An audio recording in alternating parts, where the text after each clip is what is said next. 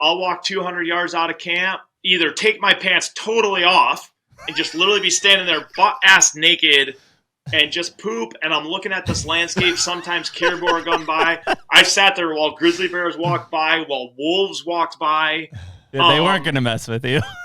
No, I'm just sitting there pooping, and like I look at this landscape, and even if it's raining, I'm just like, this is what a glorious situation. What a great place to poop.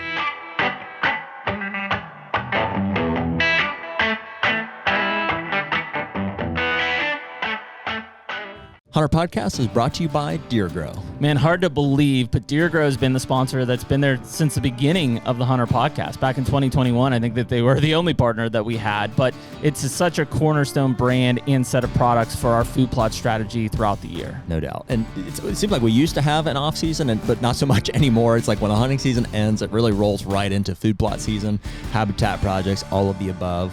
And the Plot Start and Plot Boost have been there since the very beginning. That's a cornerstone for all of our plots. The Plot Start goes on at the beginning, Plot Boost goes on midway through. And since they came out with all of the fertilizers, that gets mixed in with the Plot Boost application as well. And I can't believe the results that we've been getting out of that. Yeah, it's been awesome. Like I said, it's all the work now that really produces the results in the fall. So right now, anyone listening to the HUNTR Podcast can use code HUNTR, HUNTR, for 15% off any of the products at deergrow.com. Better food plots, bigger deer.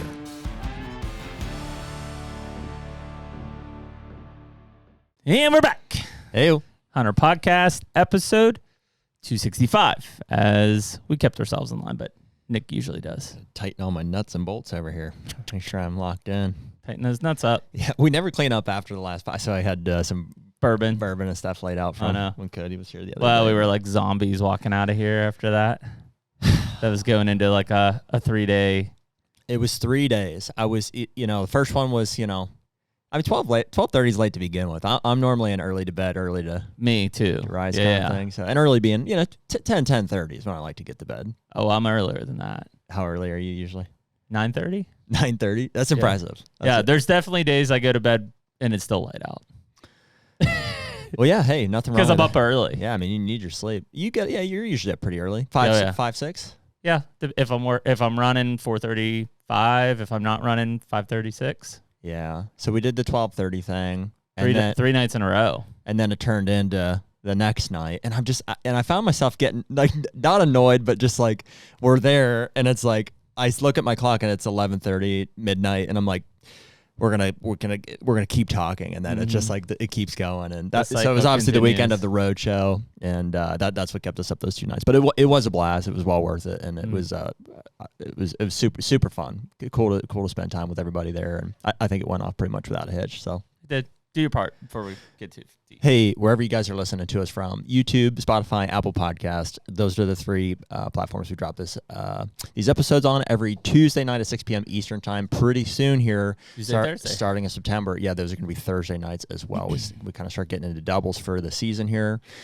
If you've written us on Instagram DM or the website, those are the 2 that we check the most frequently. Pretty good. Every once in a while, I remember there's like a subcategory of Instagram request messages that I feel like maybe completely get missed. So if you hear us say this every week and we haven't responded to you, sorry about that. But we're getting there. We do our best with that. There's some merch on the website. I've been saying for a while now, but there is some new stuff coming here sooner or later. All of that, helps Nick with his engagement ring purchase. We're all pulling for a win for Nick there. The bigger the diamond, the more likely she says yes. Yes would be great. We're all pulling for that. So, and other than that, here we go. It is August 13th as we're recording this. Isn't it wild, man? It's rushing. It's rushing by right now. Yeah, and we were just talking about it pre-podcast. We are dry. Yeah. It's like a month ago, I'm like, man, what a growing season. And then it stopped. It did. And it hasn't rained since. Yeah, the number that I've been going on, whether this is statistically correct or not, but I've been saying we've got a 1/4 inch in the last 3 weeks. Yep, that's exactly what I've gotten here. Is that what you got? All right. Yep. Cool. Yep. Yeah.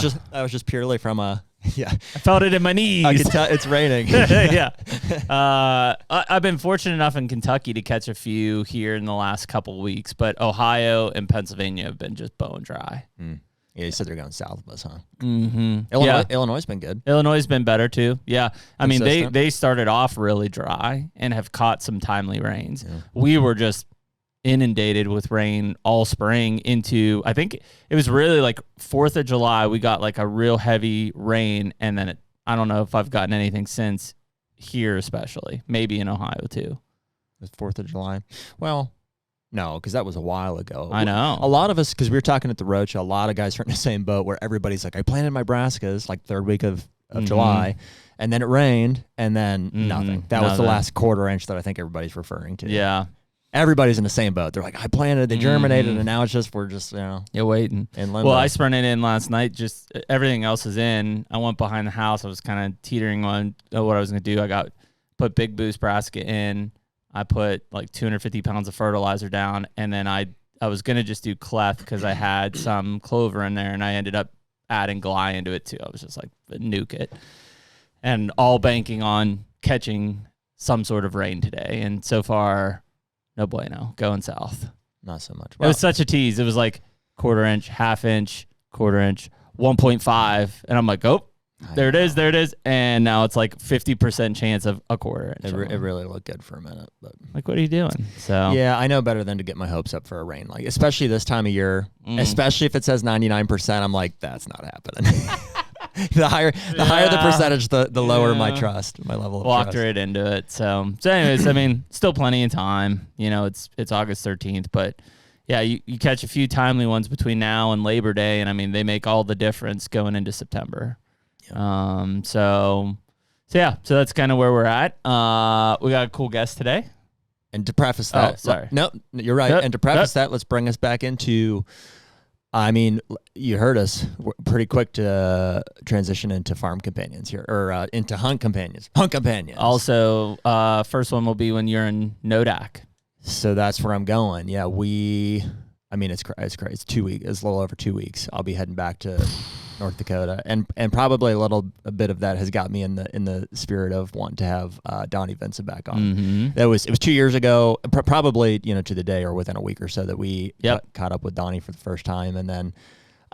However that happened, I went out that was my first year in North Dakota, and I killed that freaking slammer out there with Lucas and everybody, and I actually called Donnie from the airport on the way home just to share that with him, because we had just talked about it, and I think his original trips from the Rivers Divide, stuff like that, were some of the original inspiration for that. So it's kind of cool tie-in. But yeah, and so you're going back. So I'm going back, and so maybe we'll have a little bit of that conversation today. And also, I know Donnie's been doing a fair bit in Illinois, as well as a bunch of other stuff that we wouldn't get caught up on. But you and I watched that Illinois film that he dropped on that river bottom gun buck that he killed. I don't know if that was this past year or the one before, but that was a cool film. So yeah, so touch base on that too. We got Donnie on, and what better way to? I mean, this is dropping like right before you go, I think, like maybe the week of. So one better way to kick off rolling into the season than with Donnie Vincent. Let's get it. Okay. All right, let's roll. We were already like into it, but we're into it now. Donnie Vincent, everyone. Donnie, the mustache game is strong, brother. Yeah, I really like it, but now that I see that everyone in all the all the city, I'll reserve my language, all the city guys and all the trendies, everyone's growing a mustache now.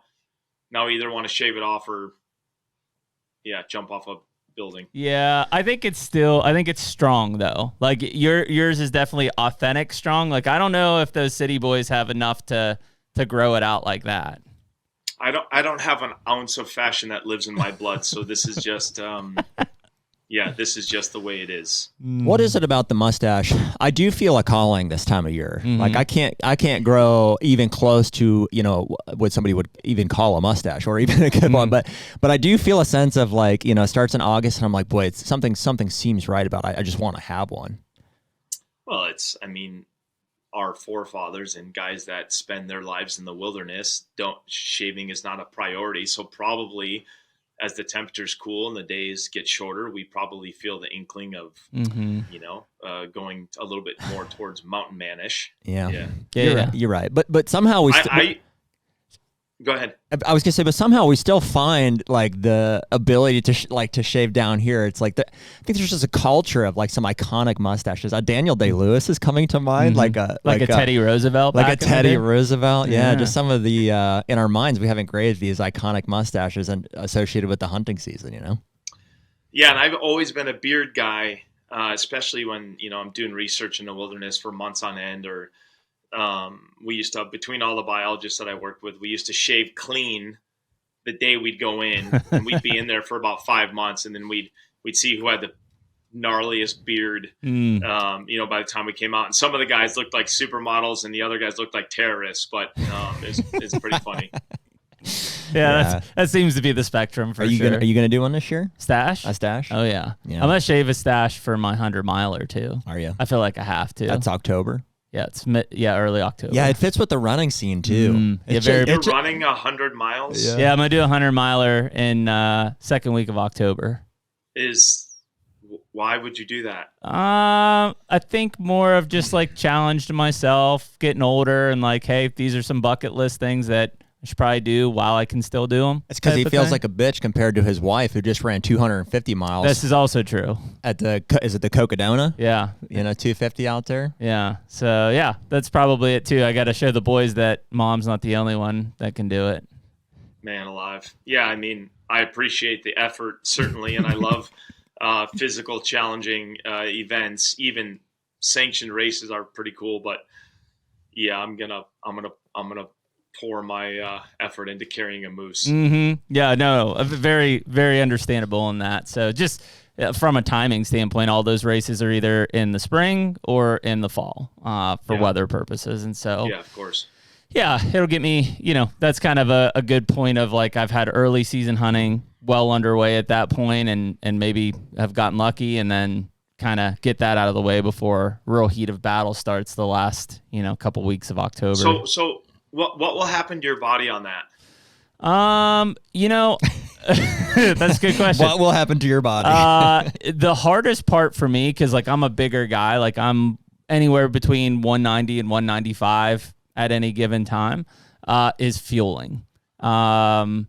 Because it's not like it's not like I'm out there dropping 8-minute miles for 100 miles. Like I'm not doing that, but the amount of calories that you're burning is just, it's insanity. And so like I have to consume, my sweet spot's anywhere between 200 and 250 calories per hour. And so if you think of that over, my goal is somewhere around 20 hours on this, right? That's a lot of intake during running.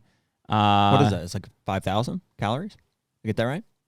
4,000? 4,000 to 5,000? 4,000, yeah. 4,000 to 5,000 calories during running. And it's not like... over 20 hours, that's like a pretty reasonable intake, I would say. It's a lot, but... Yeah, the hardest part is like actually eating. Doing it and pacing it and what you're eating. Well, so a lot of it will be liquid calories. Like I've got like a super high carb drink that's carrying like 300 to 400 calories in 20 ounces. So like, that's kind of giving you hydration, electrolytes. The weather's going to be a big one, right? Because early October, it could be 30 and 50, or it could be 50 and 80. Like it, so. Well, 20 hours. Are you running? I assume it's kind of like nonstop. Are you going to sleep during that at all, or no. That's it? Okay. No sleep, just straight through. I mean, I'll break at aid stations for, most of them will be quick, but maybe I have a couple that are 10-minute, 15-minute, like try to reset my mind. Really. When does that? Will you put on a brand new pair of shoes the second you do it, or will you put on a pair of shoes that you've trained in for a day or two? Yeah, the ones that I've broken in for sure. And I will likely swap shoes at least once during it. Yeah, just especially from like some of the shoes, like you get to that 50 plus mile mark and like you're going to get some swelling in the feet.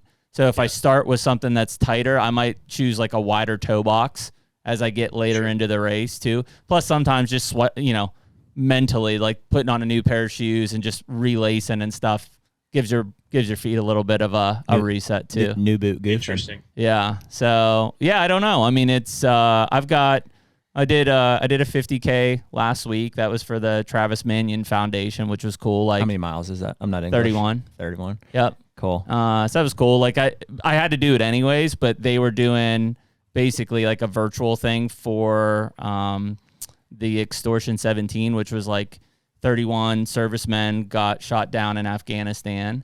And so they're raising money for this foundation. So I was like, okay, well, I'll do 31 miles in one day. Like basically 2 weeks to do it. I was like, well, I'll just do it all on the day, as honoring like that event.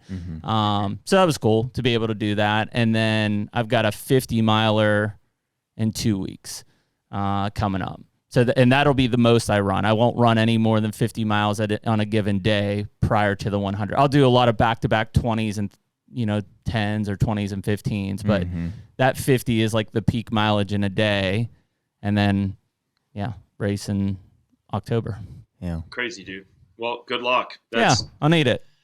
Yeah, that's a lot. I think I've run a half marathon one time, and my knees definitely knew it by the end of the half marathon. And I feel it in my knees too. I used to race motorcycles, and I feel it in my knees when, like, carrying a moose or coming down a mountain with weight on. I really feel it. But, yeah.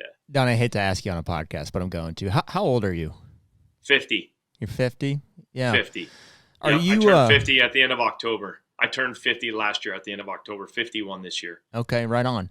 And are you, I assume you're doing some sort of training. Obviously you're maintaining some level of physical fitness. Is that like fluctuating throughout the year? Or obviously you're in kind of like the backcountry for several weeks or months on end. What are you kind of doing? I'll train all year. This last year, I'll be honest with you. So 2 things. Both of my parents died last year. And so it's okay. It comes, I lost my dad in March and I lost my mom in June. And so, previous to this and in years past, I would meet with a guy, named Sam Topping. He's a good friend of mine. And we would meet at this gym in Minneapolis, which is kind of fun because it was this inner city, kind of gnarly gym, kind of almost like a gangster type gym, called Los Campeones, and it was pretty badass. And he's a really good trainer. He's really fast paced, high energy, and I would just meet him there. And I absolutely loved having a trainer because I would just show up. He would ask a tremendous amount of me, and we would always do these workouts. And he loved. I'm not bragging here because I'm not anyone. Like if you read Michael Easter's book, The Comfort Crisis, he says right in the book, like, Donnie will not turn your head in a gym, but if you hunt with him in the mountains, like, he'll blow you away, or he says something like that or whatever. Those are Michael's words. But Sam always used to tell me, like, dude, I love training with you because you train like you have a gun to your head. And that's how I always used to train. That's my mindset that I've always trained with, is that I would, even on an average Wednesday, I would go into the gym and I would think of somebody in my life.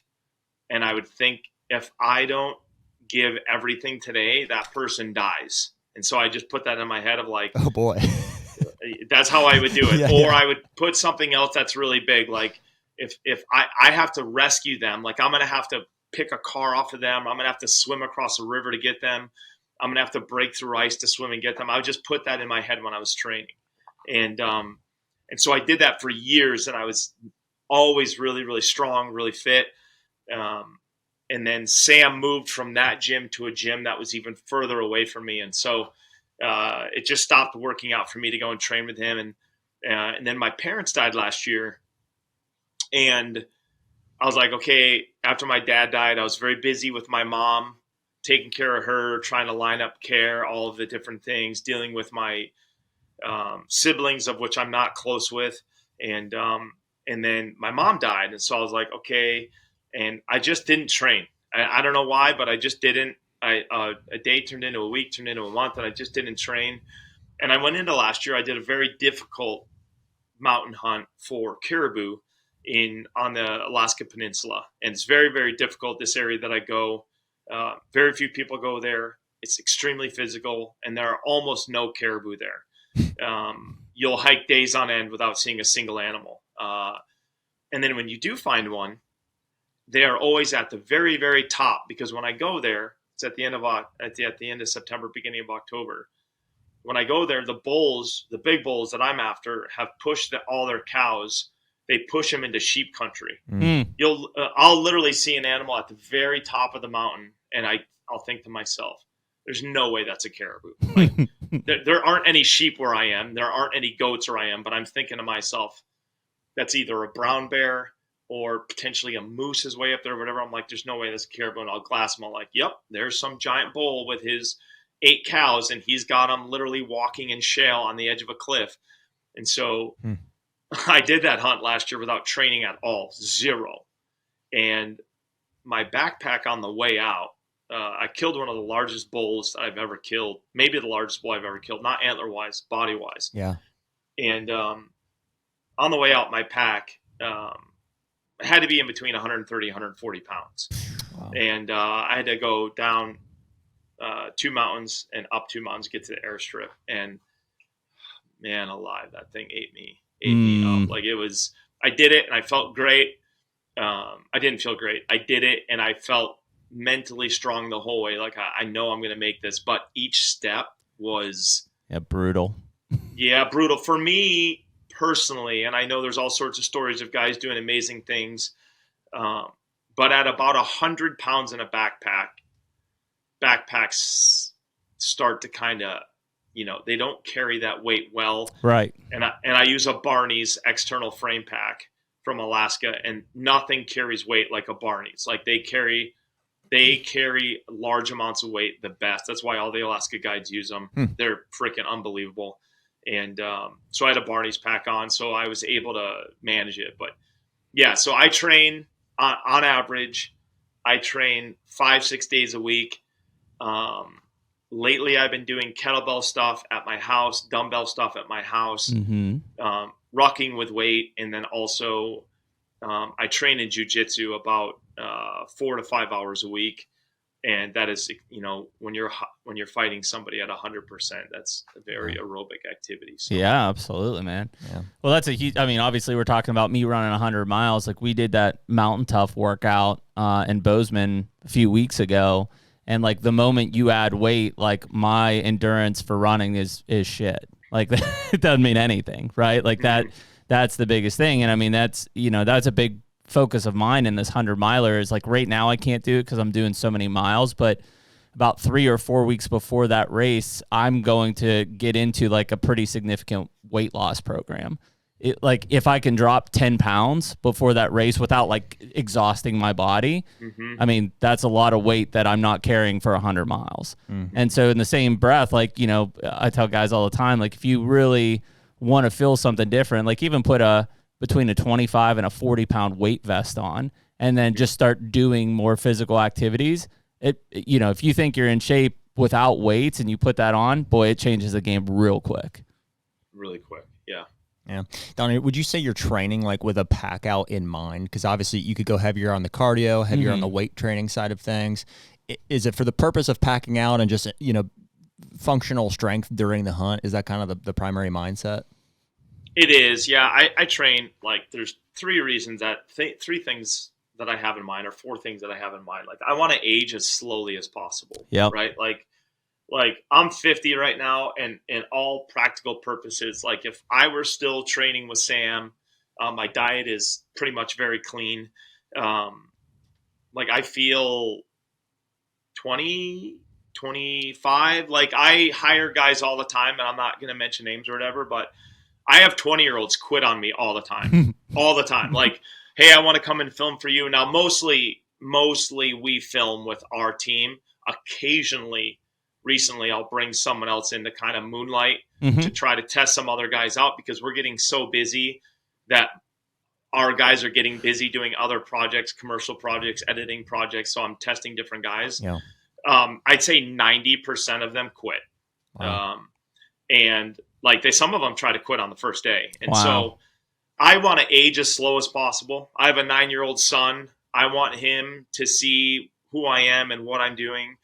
I want to be able to fight and defend my family with my hands. I'm not a very talented fighter in jiu-jitsu, but I've learned an immense amount about moving around a man and different things of how to put myself in a very successful position to take someone's life or defend my own, and then also to backpack and to carry out, and as much to hunt as to carry out, because if I'm able to go 3 more mountain valleys, the opportunity for me to find the ram that I'm looking for, the bull that I'm looking for, the bear that I'm looking for is going to be tenfold what it is if I look into one valley, right? So just that ability to go and look, and then when I get them killed, if I can get them killed, then I'll deal with that when the time comes. But yeah, like I'm hunting moose this year, and it's on my mind. Like, Oh boy. moose is Alaska Yukon moose. I've packed 2 moose in one day, and it was, you know, by the last like 2 loads, you know, you're almost, it's heavy. It gets really heavy. You guys packed out 2 moose in one day? Mm-hmm. Yeah. Wow, dude. I've never packed out a moose personally, but I've heard of, you know, most guys won't even shoot them if they're not on the river.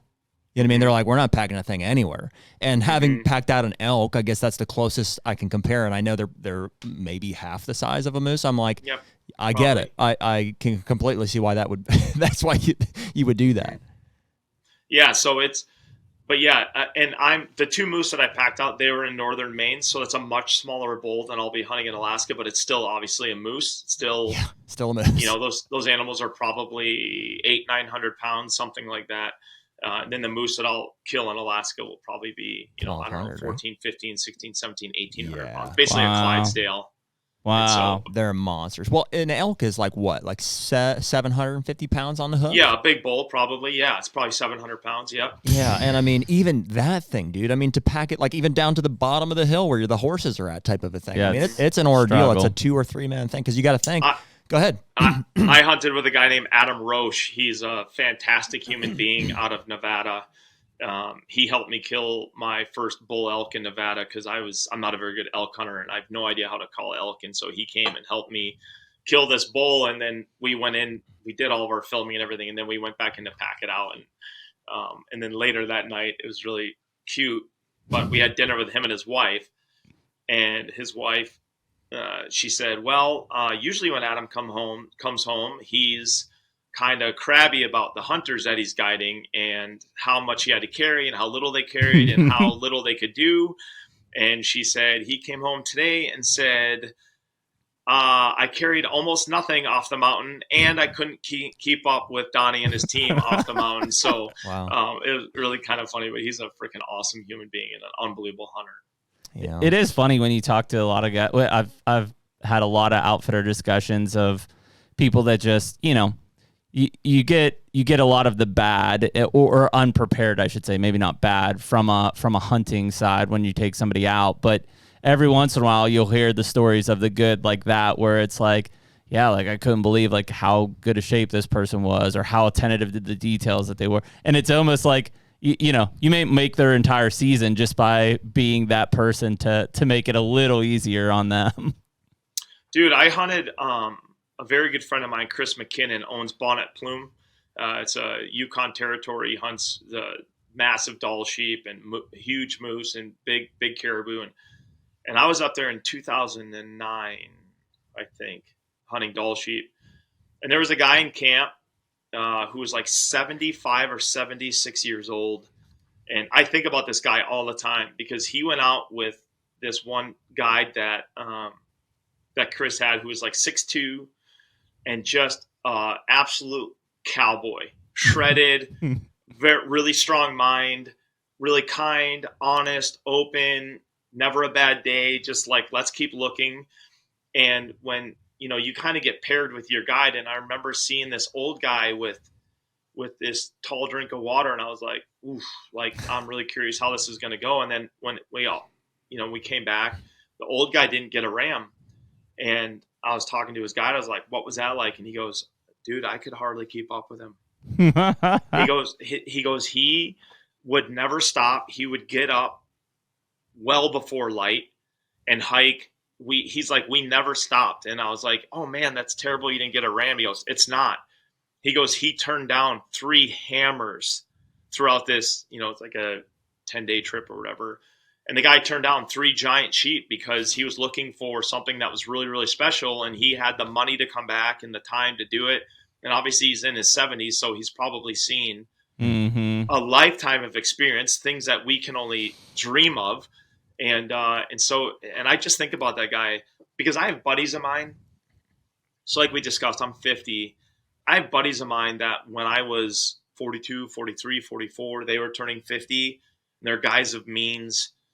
And they would say to me like, hey, let's all plan a Dall sheep hunt because this is going to be my last time in the mountains. And I'm just like, at 50. Hell no, man. Yeah. Like, not a freaking chance. Like, I'm going as long as I'm able. I'm going. The HUNTR Podcast is brought to you by Hoyt. Should be no surprise to anyone listening to this that back with Hoyt another season. I'm actually going to be shooting the AX2 aluminum this year. You traitor. But you're still going RX9. Yeah, blacked carbon, out as always. Blacked out. Yeah. Big surprise for 80 everyone. pounds. Big surprise. Yeah. But seriously, man, I mean, it shouldn't be a surprise to anyone. Every year, it seems like we get a new Hoyt bow in our hands, and they're always a step above the last and just a step above everybody else. Yeah, they're so consistent, man. Just their processes get better, every year. And we've really been excited about, as we've grown with Hoyt, we've brought some others in with us. And we just feel like the Hoyt family is growing, like the community, and we're really excited about the people that are involved, excited to be a part of that company. And it's really awesome. So for anyone that's excited about Hoyt like Jared and I are, you can use the code HUNTR, HUNTR, on Hoyt.com. Get serious, get Hoyt. I think that's a big one. I mean, so I'm 41, and like in my mind, I'm just, and you see people, I'm just looking at the guys who are in their 60s or even like a John Eberhart who's, 70 something. Yeah. That dude's a squirrel up a tree still, in his 70s. And I'm like, I want to be that guy. Like I still want physically, right? I want to have that capability Right. to be, I don't want to be shooting, I don't want to be hunting public land when I'm 77 years old, but you know what I mean? Like Sure. I want to be that guy from a physical, like there are definitely some boundaries compared to me in my 40s, but not to the point of like that. Like, hey, this is my last mount. No. I don't want that. What are you noticing, Donnie, like at 50? So like perspective, 32, 40, 41, yeah. 41 and 50. Like in my teens and 20s, you'd always hear about, and it was my dad that was saying it, or my uncle or whatever, talking about like man strength. And even though like I was strong in high school, it's like I just, it seemed like my dad or anybody in their 40s or 50s could just pick up just more weight. They just had that man strength to them. And definitely from an endurance standpoint too, you hear about guys climbing mountains well into their 50s and 60s. Are you noticing any of that? Or, I mean, what's your perception either on yourself or guys like you're hunting with? Obviously the 60-plus-year-old dude is a perfect example of that, but.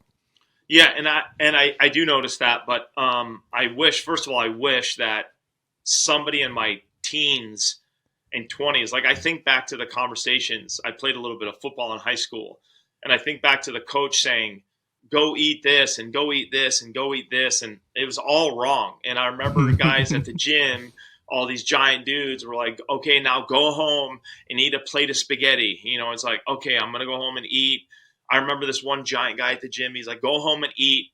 I said, eat what? He's like, I don't care what you eat. Eat Pop-Tarts, eat donuts, Everything. Eat spaghetti. I don't care what calories, it is. Calories, because we're building muscle, and all these guys wanted to be giants. And I wish somebody in my 20s would have been like, here's how you actually should be eating, and here's how you should actually be lifting weights, and here's the things that you should be doing. And because I think I just would have been a much better human being. And so I do notice the man strength, as you say. I do notice the mental strength, particularly. Like I can suffer really well. Like, first of all, and I hate this, I appreciate it, but I hate this. Like people in social or when I'm doing podcasts or whatever, people are like, you're a badass. And I'm like, that is, I'm not sitting out there. Like I did a moose hunt 2 years ago. Again, I won't mention names because you'll know who these people are. Mm-hmm. I did a moose hunt 2 years ago, and or 3 years ago, I think it was, and it rained 17 days straight. Oof. And I mean rained. I don't mean it drizzled every day. I mean it rained for 17 days straight. It was in Alaska. I think it was the wettest year in recorded history of where I was in Alaska. Because there was a typhoon that was living right off the coast. And I had a prominent Alaskan hunter. Like, this dude is a badass. And he messaged me and he said, I just talked to a pilot that said you hunted that entire moose season in that rain. And I said, I did. And he's like, dude, props to you. Because there's no freaking way that I was going to do that. And like, I just see it as we have the time in our lives to harness. the moments in our lives to tell our stories, the moments in our lives to live. We have our moments that are lost to living on social media. We have our moments that are lost to being upset at ourselves or someone else, having a fight with our wife that turns out to be 99.9% of the time absolutely a waste of time and fruitless. Fights with our friends, with our family, all of these things that grab a hold of us like they're the biggest things in the world. And a day later, 10 days later, we can't even remember what it is that we were fighting about. We can't remember what was so important to us a mere 5 years ago. And so really my mental strength is I'm just a very present person, and I want to be there, and I want to see these things, and this is the life that I want to live. I want to be as strong as possible. The shortcomings of being 50 are I'm harnessing this information a little too late. And so getting my protein up a little bit too late. And like, I now am recognizing, I was just thinking about this actually last night. I got up, I heard you guys talking before we started. So I'm an early to bed guy as well. I'm in bed by 9:30 generally at the latest, unless it's a Friday night and I'm watching a movie or something like that. I'm in bed by 9:30. I'm up at, like this morning, I got up at 4:13. I think I got up at, and I was thinking to myself this morning, like, I need to get more heavy weight in my life. Things like I don't have a pull down machine here at my house, so I'm not doing pull downs. I don't have a hex bar deadlift here just yet. I'm going to order one, but that type of exercise. I don't have, I love a pendulum squat machine. I don't have one of those here. And I love like doing reverse lunges underneath that weight and feeling, and then also doing, just having somebody sit there and watch you do really heavy goblet squats or really heavy Bulgarian split squats, all these things. Like, I need to up the weight. I was just thinking this morning, I probably need to lift a little bit heavier, still high reps, but a little bit heavier, just to try to confuse my body into being younger than 50 for a little bit longer. But I feel great, man. Like, I could do better, and I think most of us can. I'm not going to run a 100-mile race, not because I can't. I just don't. I just choose not to. Yeah, no, I just choose not to. Yeah, like that's me too. That's I could definitely do it. I just choose not to. like Cameron Haynes and what's his face, Goggins. David Goggins, like that stuff, or even all those endurance runners. Like, I just like.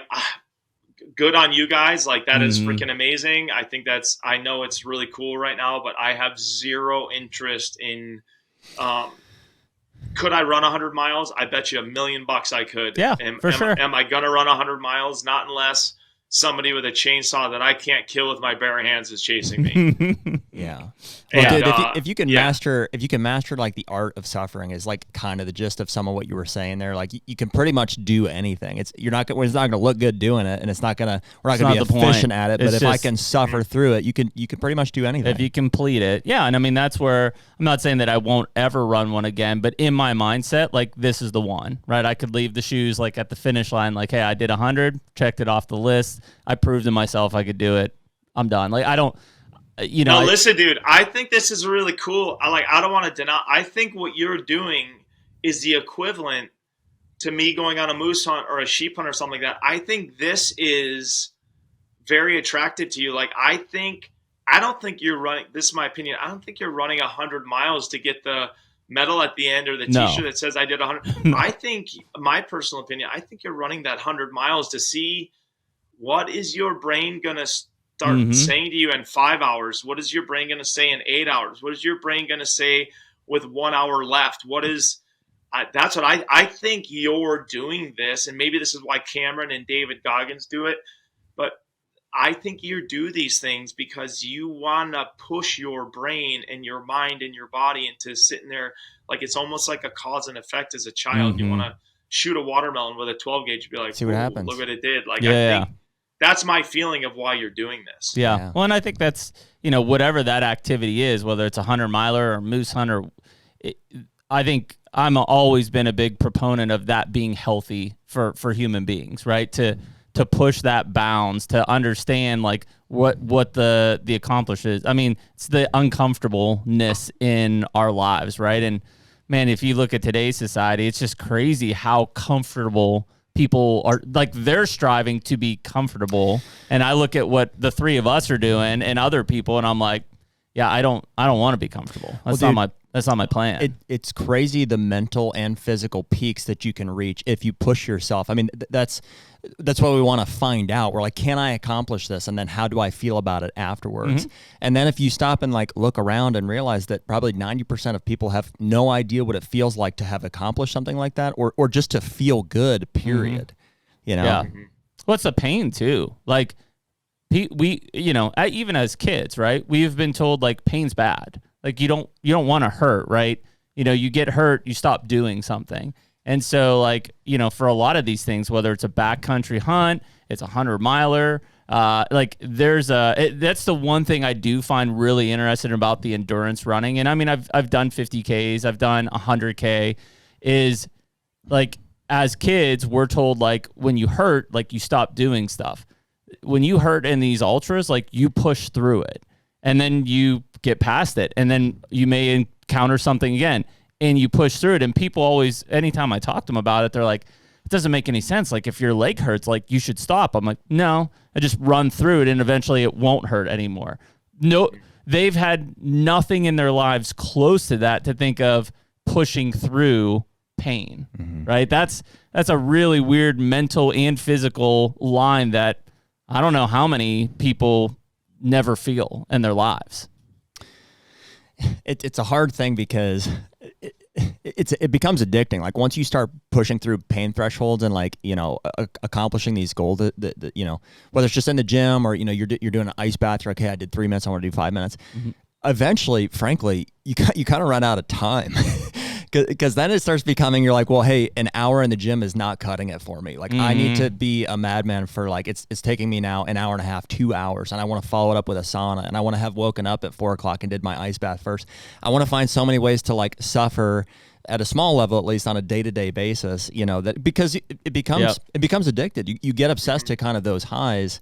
So eventually, I think, you know, there's an art to finding a balance to it too. Where how can I maintain that and still be productive in my life and have successful relationships? And agreed. All like of that. I train more right now than I used to, and I regret it because when I was training with Sam, we would do, and I was blown away, but we would do 3 days a week.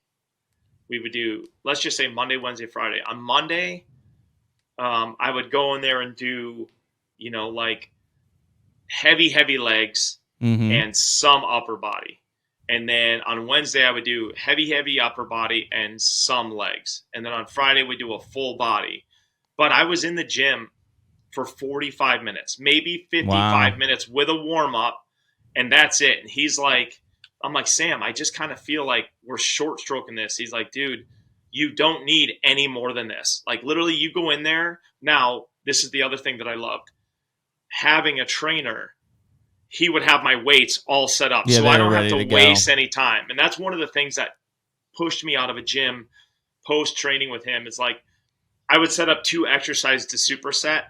I'd be able to do 1 superset before somebody took the other machine or whatever. And so it was just kind of like always this robbing Peter to pay Paul, then going to get the bar and going to get the weights and getting it all set up. And it's like now I'm in there for an hour and 15 doing my 45-minute workout because I'm chasing all these things. And so you know, I really missed that, but he would just blast, and I honestly had never felt stronger. And and then when I coupled that with fighting and training in jiu-jitsu, then I really saw like, because, and some of the coaches that I train with, they're like, dude, the level that we're fighting at, and for the length of time, they're like, if you ever do get in a fight, you know, out on the street or wherever else, like, you're going to be head and shoulders above this dude because we're putting in reps of like 3 to 5 minutes. The only way you get out of the fight is you tap because he's going to break your arm or your leg, or you tap because he's going to take your life. Those are the only 2 things that get us out of this round. And when we tap, we sit up, we slap hands again, hit knuckles, and we're right back into it. And you go, that's 3 to 5 minute rounds with it. They give us 20 seconds to find your next opponent. We'll do that for almost an hour. Wow. And so you're getting so wasted. Like you know, there's gi and no gi. Like our gis are an 1/8 inch or a 1/4 inch thick of cloth, Mm-hmm. and they are soaked when we're done. And sometimes we'll do an all conference fight, and we'll have like 100 fighters in the same room, in the same gym. And when we're done after 90 minutes or whatever it is that we go, an hour and 15, whatever it is, there's a fog of human sweat in that room before we leave. It's absolutely insane. And so you couple those things with heavy weights and doing some rocking and really showing your body what you can do. Like, I didn't know any of this stuff, you guys. Like, when I sat down with, have you guys read The Comfort Crisis? I've started into it. I haven't, no. So, years ago, Michael Easter, who's the author, found the guy that I was training with, and he wanted to do a story in Men's Health magazine about, I don't even know what it was about, but he wanted to do a story about, like, I think like functional fitness or whatever. Mm-hmm. So he found the guy that I trained with, and then he found me, reached out to me, and he's like, hey, I'm a writer for Men's Health Fitness. I'd love to do an article on you. So we, bebop back and forth. He ended up joining me on the elk hunt that I just told you about in Nevada. And so I was on that elk hunt for 21 days. Michael came out for, I think, 3 days. And we hiked up to 12,000 feet or 10,000 feet, whatever it was, in the Shell Creek Range. And we sat down and camped and talked. And he started asking me, like, hey, why do you hunt? And I couldn't even answer these questions. He's like, hey, why do you hunt? And I was like, oh, that's easy, man. I was like, I love watching the sun come up. And he's like, it's not really a reason. And I was like, God, you're right. That isn't a reason. And I said, well, I love seeing the wildlife, and I love, watching them in their natural habitat. And that's also not a reason. These are pieces of reasons. These are symptoms of reasons, but these aren't reasons. And so I was like, man, you're right. And I could come up with a collection of things that I loved about hunting. And then afterwards, he's like, one morning we woke up and I was sitting there next to the fire, and he got up and he was like, he was kind of sitting there like this. And he's like, are you cold? And I said, yeah. And he's like, how cold? I said, I'm pretty cold. And he's like, how come you don't look cold? I said, I don't know. I'm not going to do this because unless I'm hypothermic, this is kind of a waste of time. And this is going to tell me, my mind, my body, that I'm even more cold. Like, dude, you're really cold. Like, you're already doing this and you're really cold. And so I was like, I'm just relaxing, man. I'm just like trying to like be here. And he's like, and so he started talking to me, and then he's like, when you kill an elk, what is that like? When you send an arrow through the bull and then you track him in the blood and you find him and he's dead, he said, now you have a lot of work, right? And I said, yes. And, I have to skin him and butcher him. And he said, well, then what? Like, how do you get him off the mountain? And I said, he goes in a backpack. And he said, man, you're going to carry this, 700 pound, 800 pound animal off the mountain. Yep. Mm-hmm. And then he said, how do you feel? This is when we started to break down the walls. He said, how do you feel? And I said, man, I feel like I am king of the mountain. When I'm hiking out and I have 80 pounds, 90 pounds, 100 pounds on my back, and the scenery, I've come here, I've got dried blood on my fingernails, I've got dried blood, my wristwatches, the face of it's covered in blood. I have blood on my knees from kneeling down. I can see it on my boots and maybe on my gaiters. And I have it in my backpack, and I've got my backpack fit as well as I can, and I'm taking steps. I can feel the air, and I can see the scenery, and I know I'm going to either finally butcher this elk or I'm bringing it to a butcher shop, and I'm moving on to the next stage. And then eventually, either at the same time or lastly, you get to carry out the skull and antlers. And, you get to feel like you've seen on every cover of Outdoor Life and Field and Stream, the things that we've seen in the books, the things that inspired us, whether it be our dad or uncles, men we never knew, outdoor writers. And I said, that is a euphoria. And he said, explain that to me. And I said, it's difficult. I said, I feel this euphoria. I'm sorrowed by the fact that I took this animal's life. And I really am. I wish this animal was still alive. One of the most differential and rewarding things that I feel about fishing. I love fishing for big trout and muskies and all big bass and all that stuff. And when it's the same thing as hunting, but you get to lower that thing in the water and watch them return to getting cooled off and getting wet again and taking their next breaths, and then they swim out of your hand, and it's so euphoric to watch that fish swim away. And so you have all that. But you have the sorrow of this is a finite experience. This animal lost its life, and you're now going to consume its flesh to further yours. And so I said that there's a euphoria that I worked my ass off, and I have a piece of art that is now going to hang in my home or my barn, or I'm going to donate it to somebody, or whatever it is wherever it's going to finally live. And he's like, now we're getting somewhere. Now this is maybe the why. And so then he went and did all this research about the euphoria and about the intrinsic health and the mental health and the things that we do physically, the transformation that we go in by putting ourselves in wild places. And then he said, man, there's a lot here. And then he came up with the idea of wanting to write The Comfort Crisis. And he called me back and said, will you take me on a longer form hunt in Alaska? And I said, yeah. And we went up to the Arctic Circle for 30 some days, 33 or 35 days, something like that, and really pushed him to the paces. I didn't make him, but he killed an animal. He didn't want to. I encouraged him to kill a caribou, and he did. And he teared up. He was upset at himself. He was angry when he killed his bull, because he shot it poorly the first time. And then the second shot, he put it right through the heart. But even a heart shot animal doesn't just drop in its tracks and expire, And then the caribou had this, neurological, was kind of moving its leg. He was very, very upset. And I said, Michael, it's dead, buddy. Because I was watching it through the binos, and I'm watching blood pour out of its chest because he shot it right through the heart with a 30-06.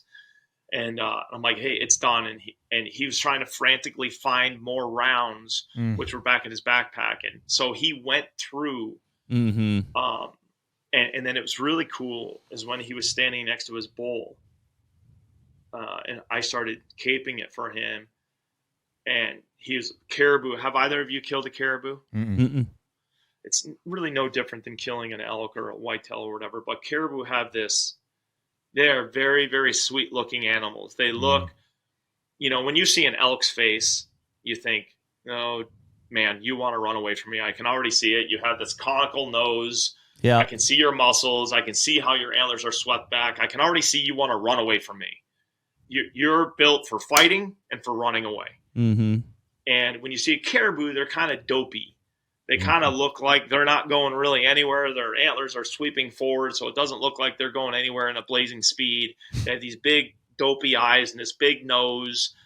And they're really special animals. And they were designed to be kind of a food source for the Arctic, right? A food source for the North Country, for the wolves, for the bears, for, all these different species. And when one goes down, it's for the ravens and for the weasels and for everything else. And so Michael was looking at his caribou, and he was enveloped in sorrow, looking at his face and everything. And then I started skinning it. And I got the whole skin off and took the head off and laid it off to the side. And then I laid this tarp out, and I'm bringing the quarters down, taking the backstrap off. William Altman and I are doing this. And we get it all kind of broken down. And Michael's standing there looking at it. And he said to me, he looked at me and he said, it looks like meat. I said, it is meat. He said, yeah, but now it looks like I'm standing at a butcher shop. And I said, yeah, this is the part. It's really hard to take the animal's life. Really hard to break them down. Like when you're spending time around the eyes and the nostrils and the ears, and you're removing the head and all of these things, if you're not thinking about that, I urge you to be maybe a little bit more present in that time frame. And if it really doesn't affect you, I urge you to seek psychiatric help. But he really started to kind of feel that and see that. And then he and I started to kind of come to this. Yeah. Then he went and talked to all these researchers, and they said how much our bodies crave being away from computers and our phones, how much our bodies crave the simplistic things of seeing the wildlife. Like, for instance, when you guys were doing your intro just now, and then I promise I swear to you, I'll stop talking. There was a hummingbird at my feeding while you guys were doing your intro. And then if you guys know what a scarlet tanager is, there's a brilliant male scarlet tanager that visits me probably 2, 3, 4 times a week here, and he was sitting there. So like I was completely entertained while you guys were going through your intro. But I know we were just talking about being discomfort, and that's what we came to understand, Michael and I, is the why do you hunt?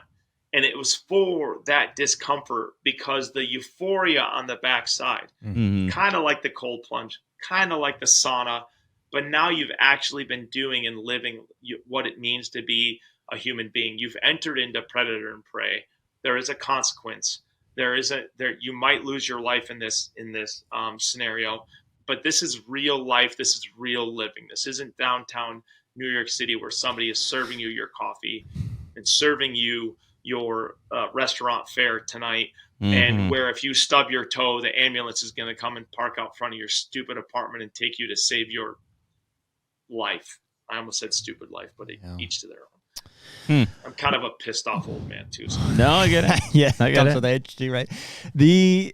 We've tried to describe, I think, Donnie just described it there in way more, graceful terms there, but euphoria, I think, was the word that we kept landing on it. And you and I have definitely experienced that. And I would say that that's accurate. There is definitely a euphoric, time frame that's there happening afterwards.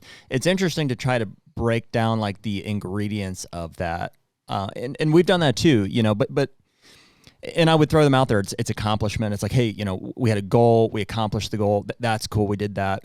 Hey, this thing was hard, and we beat the elements, and we overcame this or that. Yep, that's cool. So you have all these things like in a pot that's like, okay, these are all the ingredients for, a successful hunt, and ultimately what yielded this, that euphoric feeling. But the part that's really hard to describe is like the primal, like it's been said, like, it's in our blood. It's like there's a primal, attractiveness to it. It's almost like, especially in people who would identify as hunters, it's like, I don't know what to tell you. It's just that I feel like that is what I have to do. And when I'm doing it, I feel the most myself. Yeah. Yes. However, if you could take them, right? And I'm not talking about a North Dakota whitetail hunt. That's not enough. That's not enough. If you could take them, if you had somebody in your life that's like, I really challenge you as to why you're a hunter, give them to me. Let me take them to the Arctic Circle. Let me hike them around for 20 days. Let's look at we won't kill anything yet, but let's look at our entire landscape. Then towards the end of it, we're going to take a caribou, or we're going to shoot a snowshoe hare, or we're going to shoot a wolf, and we're going to skin it, and we're going to eat it. We're going to sit in the teepee tonight. We're going to start a fire if there's any firewood, and we're going to break this caribou down, and we're going to share a meal. I don't care how against hunting you are. I'll guarantee you take that person out of the structure, out of the confines of what it means to live in a mechanized world. And they have no idea what it means to be a non-hunter. Because if we took all this stuff away, we've talked about this, I think, if you take all this stuff away in the snap of your finger, water doesn't come out of your faucet, the lights don't turn on when you flip the switch. You take all that away, and overnight, everyone, 100% of us is a hunter. The only reason people don't hunt, the only reason that people sit there and throw paint on people wearing furs and hold up signs saying, anti this and anti that, is because we afford them the luxuries to exist as a human being. Because if you took any of that away, no one would be an anti-hunter. No one would be against being and living outside. It's impossible to, because we would kill and eat you. Yeah. Interesting. You think, and I guess I'm asking because I'm not sure how I feel about this. I guess I know how I think I've felt about this, is that I would have, if you asked me that question, like, do you think everybody has that in them? Like, has the hunter? I would have said not necessarily. I think definitely in a wild experience, yes, it's there's no place for the anti. Obviously that, I'm not talking about those people. It's just, does everybody have it in them to take the life of an animal, or are there gatherers, right? We have hunters. Are there people who are more naturally inclined, to if you take it to a tribal mentality, it's like these subsects of people, whatever it is about them, they're geared, like the elk is geared for running away. He's built with his antlers split back, and these people are meant for killing animals for the herd. And there's other people who aren't, and maybe women, there'd be a higher percentage of women. And I'm curious how you feel about that. Yeah, I think for the most part, we're all designed to kill animals. But that being said, this lives within our DNA, right? The guys that you meet now, call them, and I'm really stereotyping here, but Sure. I'll be the first on the planet to admit that stereotyping actually perfectly works. So I'll just be the first guy to say that it's actually real and it works. Yeah. I'm stereotyping here, but that metrosexual, that guy from New York, that guy from LA that really thinks about what his blue jeans are going to look like that day and his button-up shirt, and he's not concerned at all about where his food is coming from, and he's against hunting mainly because probably his girlfriend or boyfriend are against hunting, and the circle of friends that he has amongst him are against hunting, so he's just kind of jumping on board. He's never really given it any forethought. Neither have they, probably. But all of those people live in the realm of being hunters and gatherers. That is where they come from. So somewhere in their delineation, somebody had sex with a woman because they were a successful man and she was a successful woman, and they were able to have sex and have an offspring that perpetuated that delineation of their ancestry. And, about 15,000 years ago, we invented agriculture, which stopped us from moving around and finding meat and finding berries and finding different crops that happen naturally. And we started having multiple babies because back when we were hunters and gatherers, only in a very successful year would we have 2 babies. Only in a successful year could a mother nurse and come up with enough milk for 2 babies. But once we started agriculture, now we could stay in one spot, and our excrement and we soiled ourselves in one location. Now we could raise 2 kids because one kid could eat a little bit of milk and corn, and the other kid could eat a little bit of milk and corn. And so this overpopulation started. That at that moment when we started staying still and we started supplementing our children with outside food, our population started to grow and grow exponentially. And in that growth, you're also having mutations and you're having outliers. And now it's like breeding dogs from wolves. Right? We were all once wolves. Now there's Labradoodles, and now there's Bichons, and there's any other French bulldogs. There's all of these versions of what it is to be a wolf, but they all started out as a wolf or a coyote or a fox. All of this in the Canis genus, or Vulpes in regards to the fox, but that is where they all started. We all started as hunters and gatherers. Now, and forgive my being crass here, but having sex with the wrong woman, or maybe a woman that she was allowed to live, she was able to live because her parents gave her subsidies of corn and other foods as we were moving into this stationary society. This girl was able to live where she otherwise would have maybe perished because she wasn't strong enough to make it through the winters, or she wasn't strong enough to contribute to the colony, so the colony left her behind, or whatever else. Her disease was fixed because she was able to lie in bed and eat supplements or whatever. And then a man had sex with her, and then they have an offspring, and then that offspring is perpetuated through being provided for, and then they have and on down the road to where you have people today with hot pink hair and morbidly obese, and putting videos online saying it's okay to be a weak man. It's okay to be morbidly obese. This is how I'm living my life. Like that, those were never options. That was, and I'm not being a crusty old white guy, but that is the fact of the matter. Like you either put up or you are consumed. That is the lifestyle that we once were. So there's versions of that. So do I think everyone has the ability to kill an animal? Because even at a colony, right? This is one of the cool things. This is one of the interesting aspects of society. Sometimes hunters are looked down upon, right? You'll hear non-hunters or anti-hunters or even other hunters say, oh, that's the bubba. You all wear camouflage. You get in your pickup trucks. You drink beer. You hoot and holler, and you go kill a poor innocent deer. Well, some people have that opinion, and some people actually, are examples of what that is. But in reality, we as hunters, like that is a mentality that kind of comes from the same growth in population, the same kind of mutations, if you will, the same kind of, but in a society back then with hunters and gatherers, the hunters used to be the pillars of the society. They were the rulers of the societies. These were the men that were the strongest, the women that were the strongest. These were the decision makers. They probably said, hey, everyone, because they had their, just like almost being a biologist or being a hunter now, they were on the front lines of what is this idea of conservation, that, you know, the men or the women that were kind of in charge of the colony would say, the caribou are moving, we're moving. The whitetail deer are moving from their late summer habitat to their early fall habitat, so we are moving. And so these were the pillars, the decision makers. So those were the ones. And now, you know, some people act this way, but we're looked at as kind of the bubbas sometimes. And so, you know, that's a lost in translation from this as we get generations from the original, if you will. The HUNTR Podcast is brought to you by Predator Camo.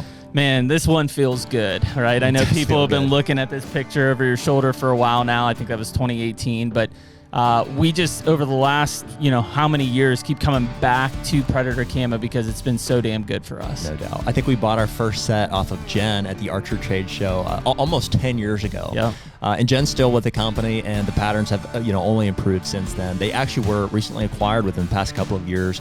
We've had a chance this past year to go and meet with new ownership, talk about redesigning a lot of the old lines, plans for new patterns, all of the above. So really excited about what's to come, not only this coming year, but in years to come. You know, there's a lot of good stuff coming from Predator. Yeah, and I mean, for us, it's always been going back to that breakup pattern, right? That's the historic look, whether you're talking about the spring greens or brown deceptions or fall grays. Yeah. I mean, that breakup is really what's been so powerful for us in a tree stand. And right now, they're letting anyone use the code HUNTR on the Predator Camo website and get 20% off any of the lines, including all the new stuff that dropped here in July. Be the Predator. It's interesting to consider like how we've maintained that. Like obviously the three of us and lots of other people still feel that like calling to be, you know, we have that primal nature. We feel the instinct to protect and provide and stuff. But it's almost like, you know, the culture has either outgrown or denied or rejected it in some cases, but we still feel like, you know, we still feel that way.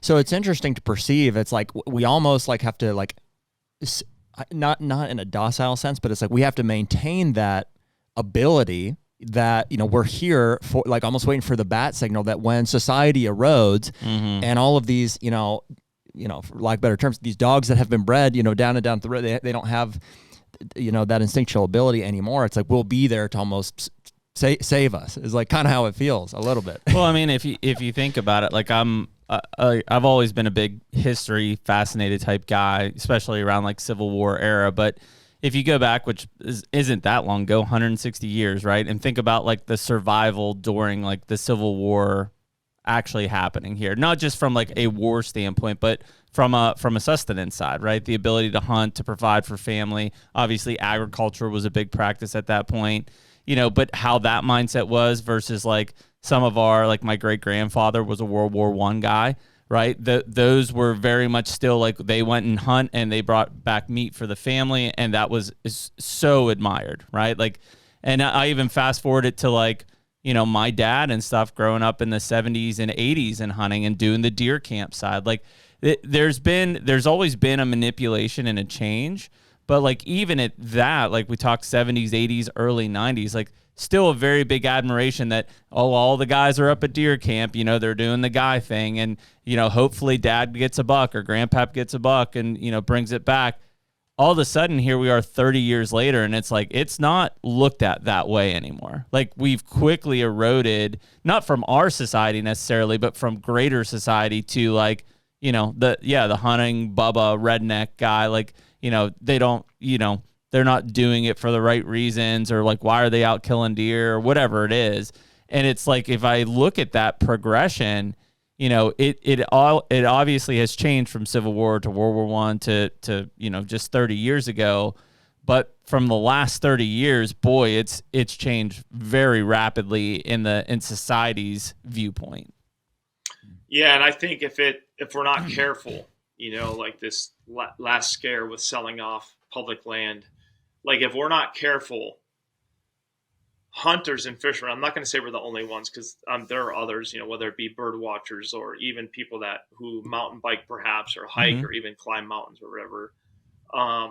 Although I think those other outdoor recreation that I just named, they're casually, like, I can't even tell you how many friends of mine or people that I meet, or like hardcore mountain bikers, they have no idea about mountain lions. They have no, none. They go mountain biking in Colorado, and they're like, well, a lion's gonna kill me. And I said, you'd be lucky to be killed by a lion. Like, it's not, and there's a lot of lions here. You gotta pay attention. It's whatever. But they have no connection to the outdoors, really. But hunters and fishermen, they're the only ones paying attention. Yeah. Or one of the very few paying attention. Like, I was just muskie fishing a couple of weeks ago with my good friend Kyle Torkowski in Green Bay on Lake Michigan. Mm-hmm. And we're out there muskie fishing, and the dude bleeds for the muskies in that area. Like, he's on all of the conservation boards. He wants to know, what strain are we stalking? How are they being stalked? What are the age classes? Every muskie we catch, we either put a microchip in it, or we're scanning it for a microchip that it has gotten when it was released and we're looking at natural production. We're looking at stalking. Like, he is a fishing guide, and he loves catching muskies. So he has his finger on the pulse of what it is, Green Bay muskies. Now, the multimillionaire or whoever that lives in the big, beautiful house right on Green Bay, and they love the Green Bay Packers football team. They love going downtown and having dinner with their wife, and they love doing all these different things, and they love having the view of the water, and they see fishing boats out there, and they casually, think about the wildlife that's around. Like, that guy, he doesn't give one shit how the muskie is doing, or what the muskie brings to that bay, or what things could potentially affect the muskie. And it's the same thing with whitetail deer, with muskox, with elk, with hunters and fishermen, because it's important to us, because it's such a provision, and it's such an inspiration for us. We are paying hardcore attention. And if we allow the mechanized world, the cities, to take over, if we allow this to go away, like as you said, it's degraded greatly over the last 30 years. If we allow this, and it goes to, we all have to live in communal housing, we all have to go to said grocery stores, we all have to use, standardized basic income, all of these things that come from running a mechanized society where people are just numbers. Like, you guys have seen the movie, maybe you have, maybe you haven't, but the movie WALL-E. Mm-hmm. That is what we're trending towards with Facebook, with Instagram, with Tesla, with AI, with robots that we're going to have in our homes relatively soon. With I just saw this thing the other day, or somebody mentioned this to me, that I don't know who said this. I don't know if it was Elon or someone else, but they said, I'm paraphrasing here, but they said our young children's generation right now, so kids that are 4, 5, 6, 7, for the first time ever, might marry a robot in the future. Jesus. They might buy a woman to have as a mate in their house rather than having a biological woman. And I got to be honest with you, I mean, that is a horrible thought. But if you are in a marriage for any length of time, you might think, so let me get this straight. You can go out with your buddies anytime you want. Mm-hmm. And anytime you want to practice procreation, she's up for it. Mm-hmm. And she can do X, Y, and Z. Mm-hmm. Like, the kids are going to be thinking about this. They're going to be, and the further we go down that road, the more we die, right? The more, even like medicine, like COVID and going to the hospital. I said this to somebody a few years ago, and it just kind of like hit me. People say, oh, how, like, my dad died at 82. My mom died at 79. It's like, did my dad live to 82? No, my dad didn't do much for himself in the last 5 years. My mom didn't do much for herself in the last 5 years, other than going to see friends or this, that, whatever. But had they went kicking and screaming, or had we actually, as a species, as a people, if we actually were fighting for every day in our lives, and we were actually trying to live a full life for as long as we could. I'm not talking about the days we spent in the hospital. I'm not talking about the days we spent at old folks' home playing bingo and just consuming calories and watching The Price is Right. You're already dead. You're already dead there. You're just literally going through the birthday cake motions. You're like going from 90 to 99 in this home. You're not alive. You're just existing. And so like if we went back to fighting for our every single day to live that life, like that is, we're losing that because people are accepting of that, and we're losing that because of massive population swings and because of politics and because of, you know, there's the haves and the have-nots, and the haves are growing bigger and the have-nots are growing bigger, and the gap is widening. And well, yeah, I mean, you talk about like the standard wage thing. I mean, first of all, that is that comfort mindset in a nutshell, right? It's like, hey, you don't have to work harder than me. We just make the same amount of money and everybody's happy. And it's like, what? No, like I don't know. What do you mean? Like I want to work harder and be more successful. That mindset doesn't exist in that society. Yeah. It's gone. It's Trump. You could work, well, you can if you want, but why would you? It's today's day and age of like the evolution that you talked about, you know, where it's like, you know, use the example of like this girl that was sick with something or whatever. And at some point when we invented agriculture, we basically facilitated or disrupted the basic principle of like only the strong will survive. Yeah, natural selection. Of natural selection. And so, and it's a touchy one because it's like, well, you know, are we supposed to say that those people don't deserve to survive? And we're not saying that, but we definitely are in a position here now where it's like that's been facilitated for decades and generations and who knows, hundreds of thousands of years or whatever.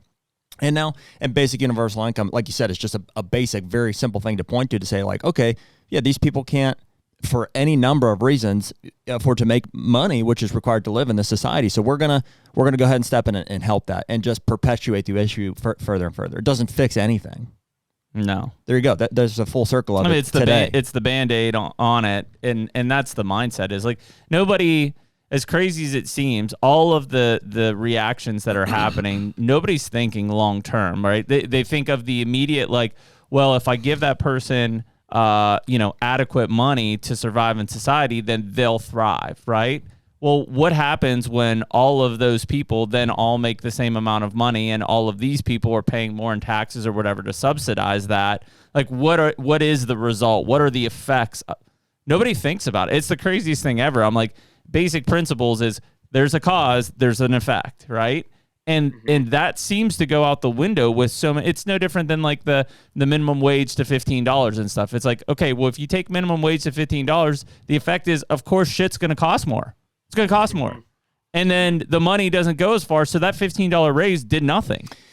Like, it's basic principle. And people talk about, my crew's been talking a lot about this, everyone's talking about this, but all these companies keep talking about AI is going to take over a certain percentage of jobs, right? That's what's going to happen. That's everyone's talking about it. And it kind of makes me giggle because, you know, let's say you take an electronics store, electronics company, or Amazon. Let's just take Amazon or Apple or whatever. Okay, we're going to get 25% of our employees are going away. We're going to replace them with AI. So the prices of our goods are going to go down a little bit. The efficiency is going to go up a little bit, you know. But who is going to be there to buy of these things?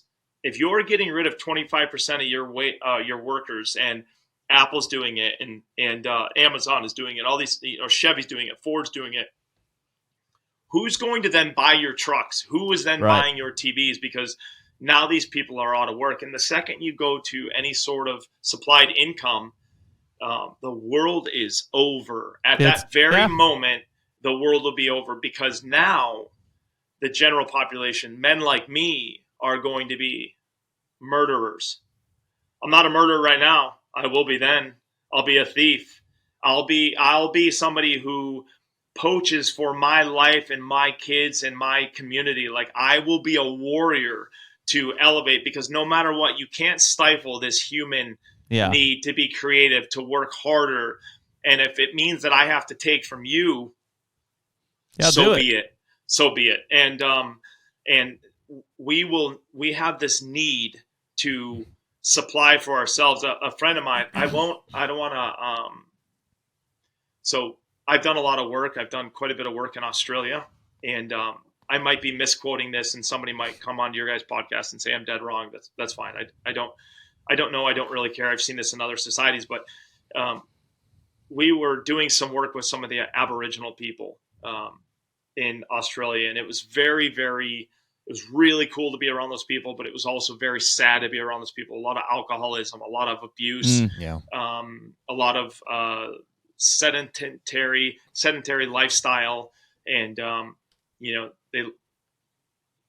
tons of candy, tons of soda, tons of TV watching. Really, the bush people just didn't really exist anymore. And in the place that I was, there are some around Australia in different places, but I was talking to a friend of mine that I was there filming with, and he said it was odd. He said back in the day, the Aboriginals are unbelievable land managers, and they're unbelievable at working on cattle. They're crazy good cattlemen. And so in Australia, you have these massive cattle ranches, right? Yeah. Like a small cattle ranch in Australia can be like 100,000 acres. That can be a small one, right? That'd be massive here. That's small there. And they, a lot of these ranchers had Aboriginal guys working for them. Well, then Australia stepped in and said, you're paying them too low a wage. We need to have a minimum wage that you're going to be paying the Aboriginals. And the rancher said, we can't afford this. Mm-hmm. And they said, well, that's you have to take care of these people because right now you're taking advantage of them. Mm-hmm. So they came up with this minimum wage. They had to fire all of these native workers and other workers as well because of this minimum wage because they couldn't afford it. So then these people basically returned to their villages, and then Australia, because they all lost their jobs, had to step in and be like, okay, so here's welfare.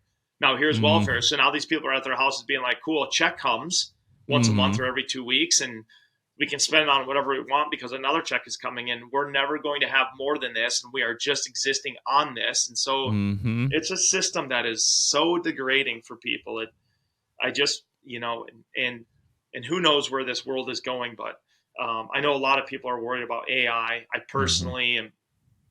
I think humans are always going to have, and maybe I'm being naive about this, but I think human-made art, actual human experiences, actually going back to writing letters, reading books. I remember when I first started out this industry, I guess you could say, people would say print is dead. Like I was a Sitka athlete, and I was doing stuff with Sitka and all this crap, and they're like, print is dead, and all these digital guys, again, I won't name names, but they'd all be, print is dead. All these guys wanted to go to websites and they want to go to social, and everything is all social media and all this stuff. Print is dead. I would much rather read Field and Stream's new magazine than spend 5 effing minutes on Instagram. And I think there's a lot of people that are like that, or at least maybe it's not a large number, but it's a substantive number, that's for sure. Why is that, Donnie? Why do you feel that way? I just would much rather read print and feel something in my hands and have an actual an existence of what it is that I'm doing with my time, rather than sitting on a phone and reading a sentence or two about what it is that somebody did. And even if I let's say it's a pointed sentence or whatever, it's just not enough information. It's a flash in the pan. Yeah. You're tricking your brain into being entertained. No one really says anything on social. It's all total bullshit. I don't care if you're a Navy SEAL. I don't care if you're a hunter. I don't care if you're a Susie homemaker, you're a race car driver. My stuff, it's a sliver of time. If you actually want to sit down and talk about what it is that I did on a hunt, let's sit down and talk about it. You want to talk about, I had a guy write me last week, and I was actually entertained by this. He's like, where do you poop? And I was like, I'm actually really glad you asked, because I love pooping in the outdoors. I absolutely love pooping in the outdoors. In fact, I was at a friend of mine's house. This is last year, last December or whatever. And I went to a friend of mine's house, and she had her whole family over. Her parents were over.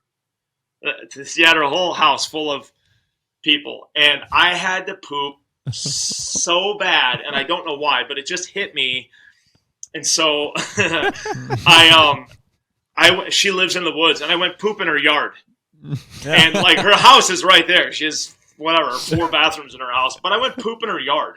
And so I went inside and I was meeting everyone and talking to everyone. These are friends of mine.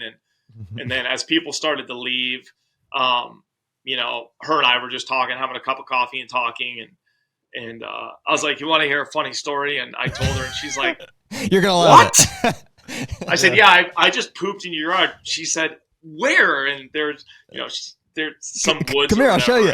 Yeah, and I was like, yeah, just back there, you know. And but anyway, this guy asked me, he's like, where do you poop? And I was like, I poop in the woods, you know. And actually, it's part of my routine that I love. Like, I get up in the morning, well before light, as you guys can imagine, and you do the same. I make myself breakfast, which is usually a Mountain House or a Peak Refuel, strawberries granola, blueberry granola. Yeah. I add a couple of packets of oatmeal to it. I make myself, Black Rifle makes these awesome coffee packets that are actual coffee.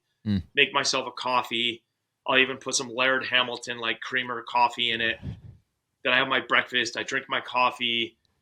And then it builds. I almost grab my newspaper. I don't.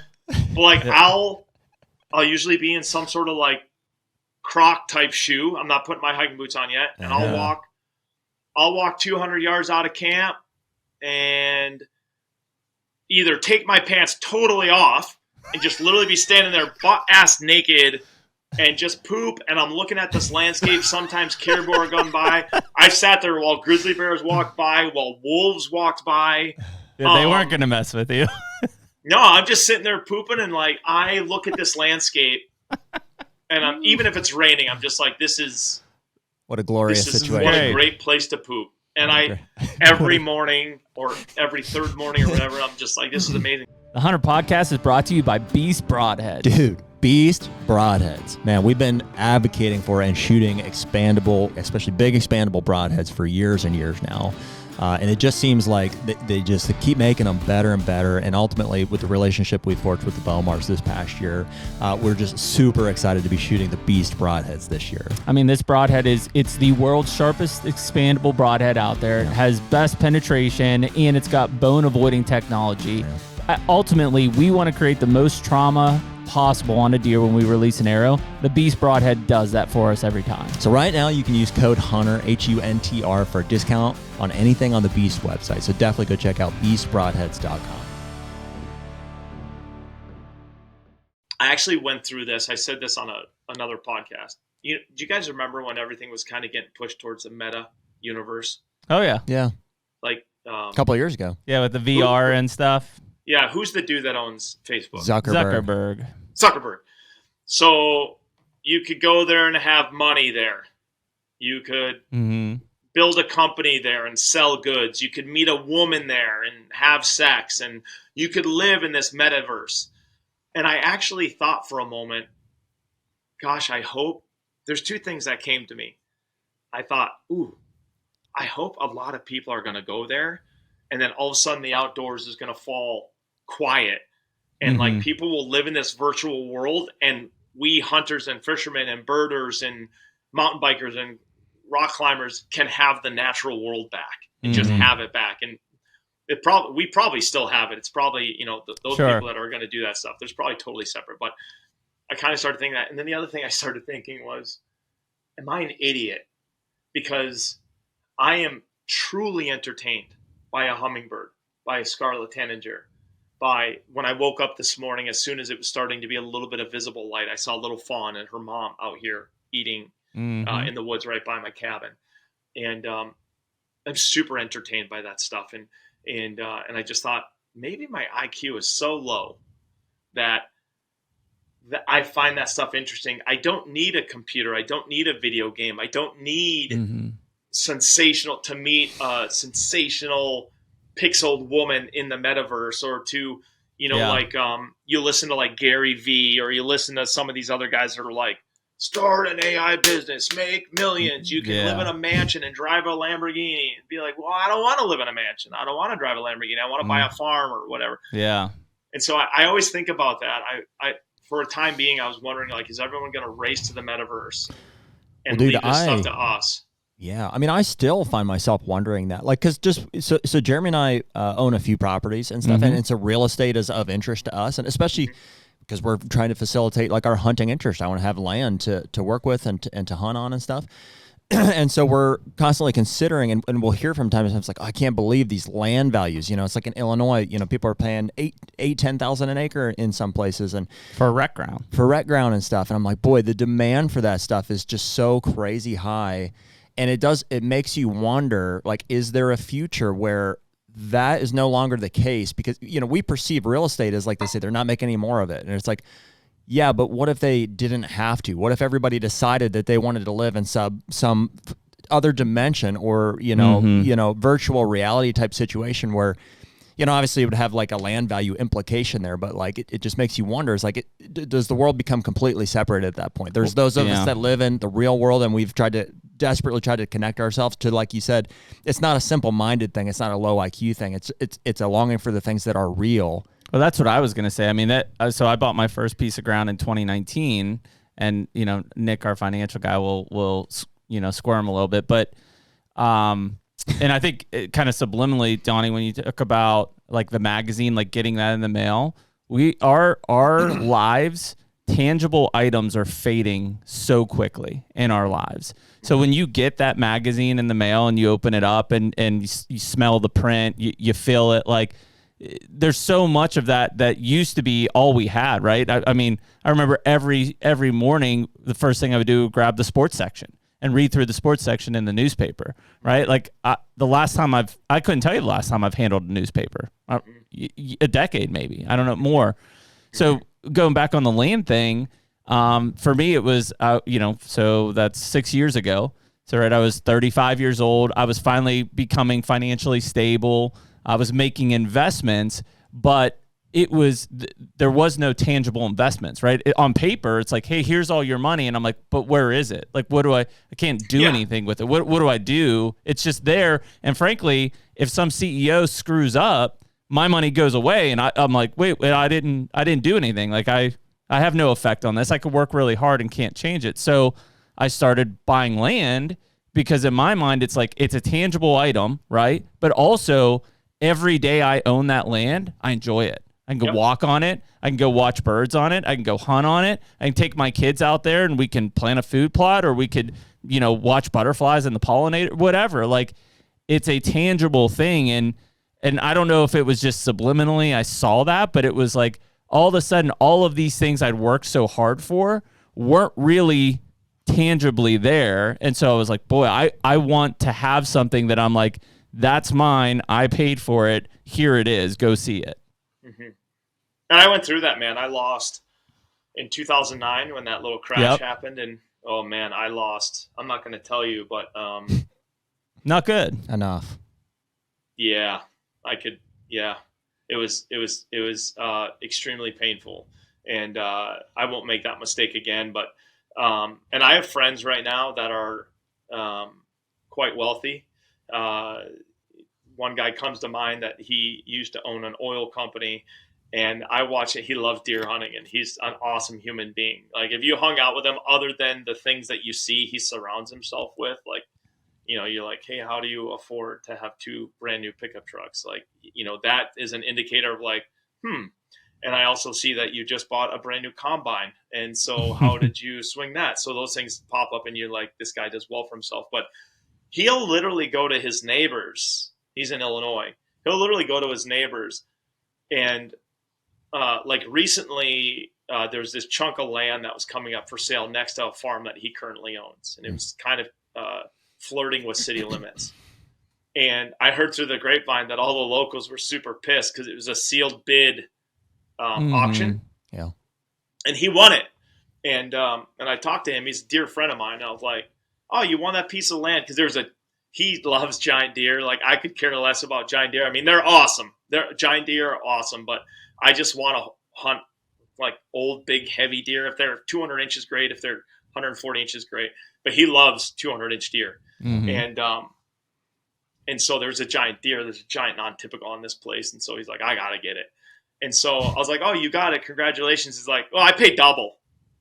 He's like, I went in and talked to a friend of mine who's a real estate guy, and he's like, hey, how much is it going for? And he's like, most of the bids are going to probably be like 4,000 to 6,000 an acre. And he's like, okay, I'll go 15,000 an acre.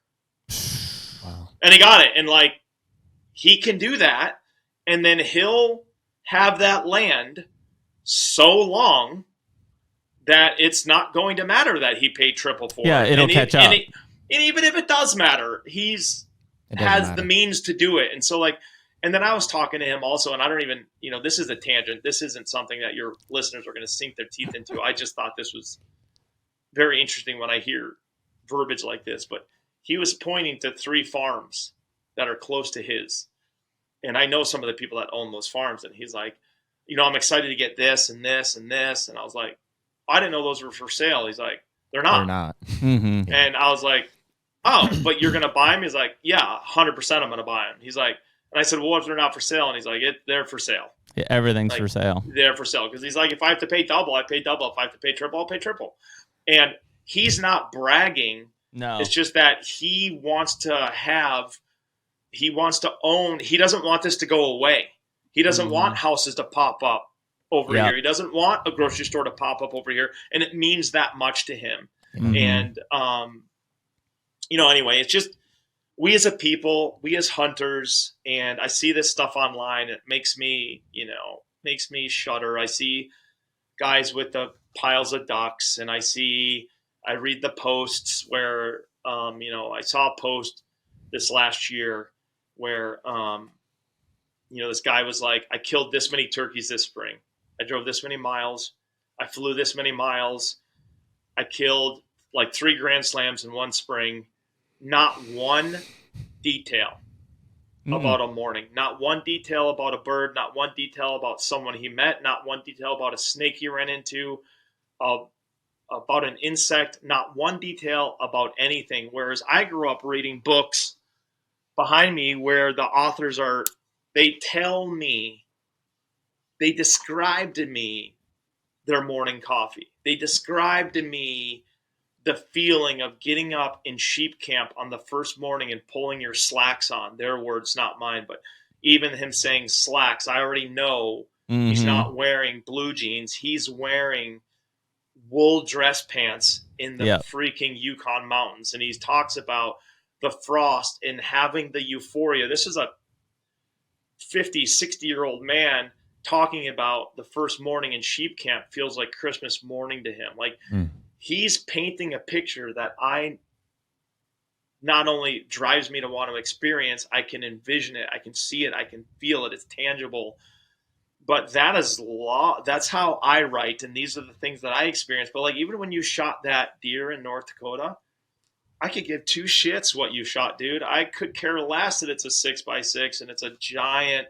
I want to know, what happened. Like, and you and I spoke, and you're like, I think you said you either messed up on a 160 or you saw a 160, and then I saw the deer. In. I saw the deer that I ended up killing 2 days before in full velvet.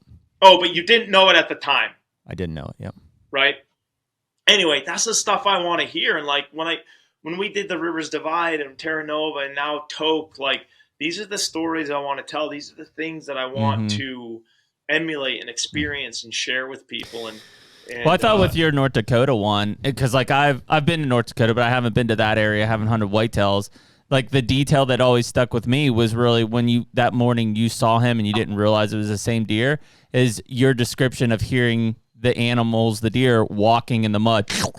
Like that, you put me there, and I'm like, I can hear it, I can feel it. Yeah. Like, I can almost smell the mud, because it's got like a smell to it, almost like a decaying smell. It's like sulfur. It's all sulfur. It's so just that little descriptor, like, I put myself in the tree stand hearing.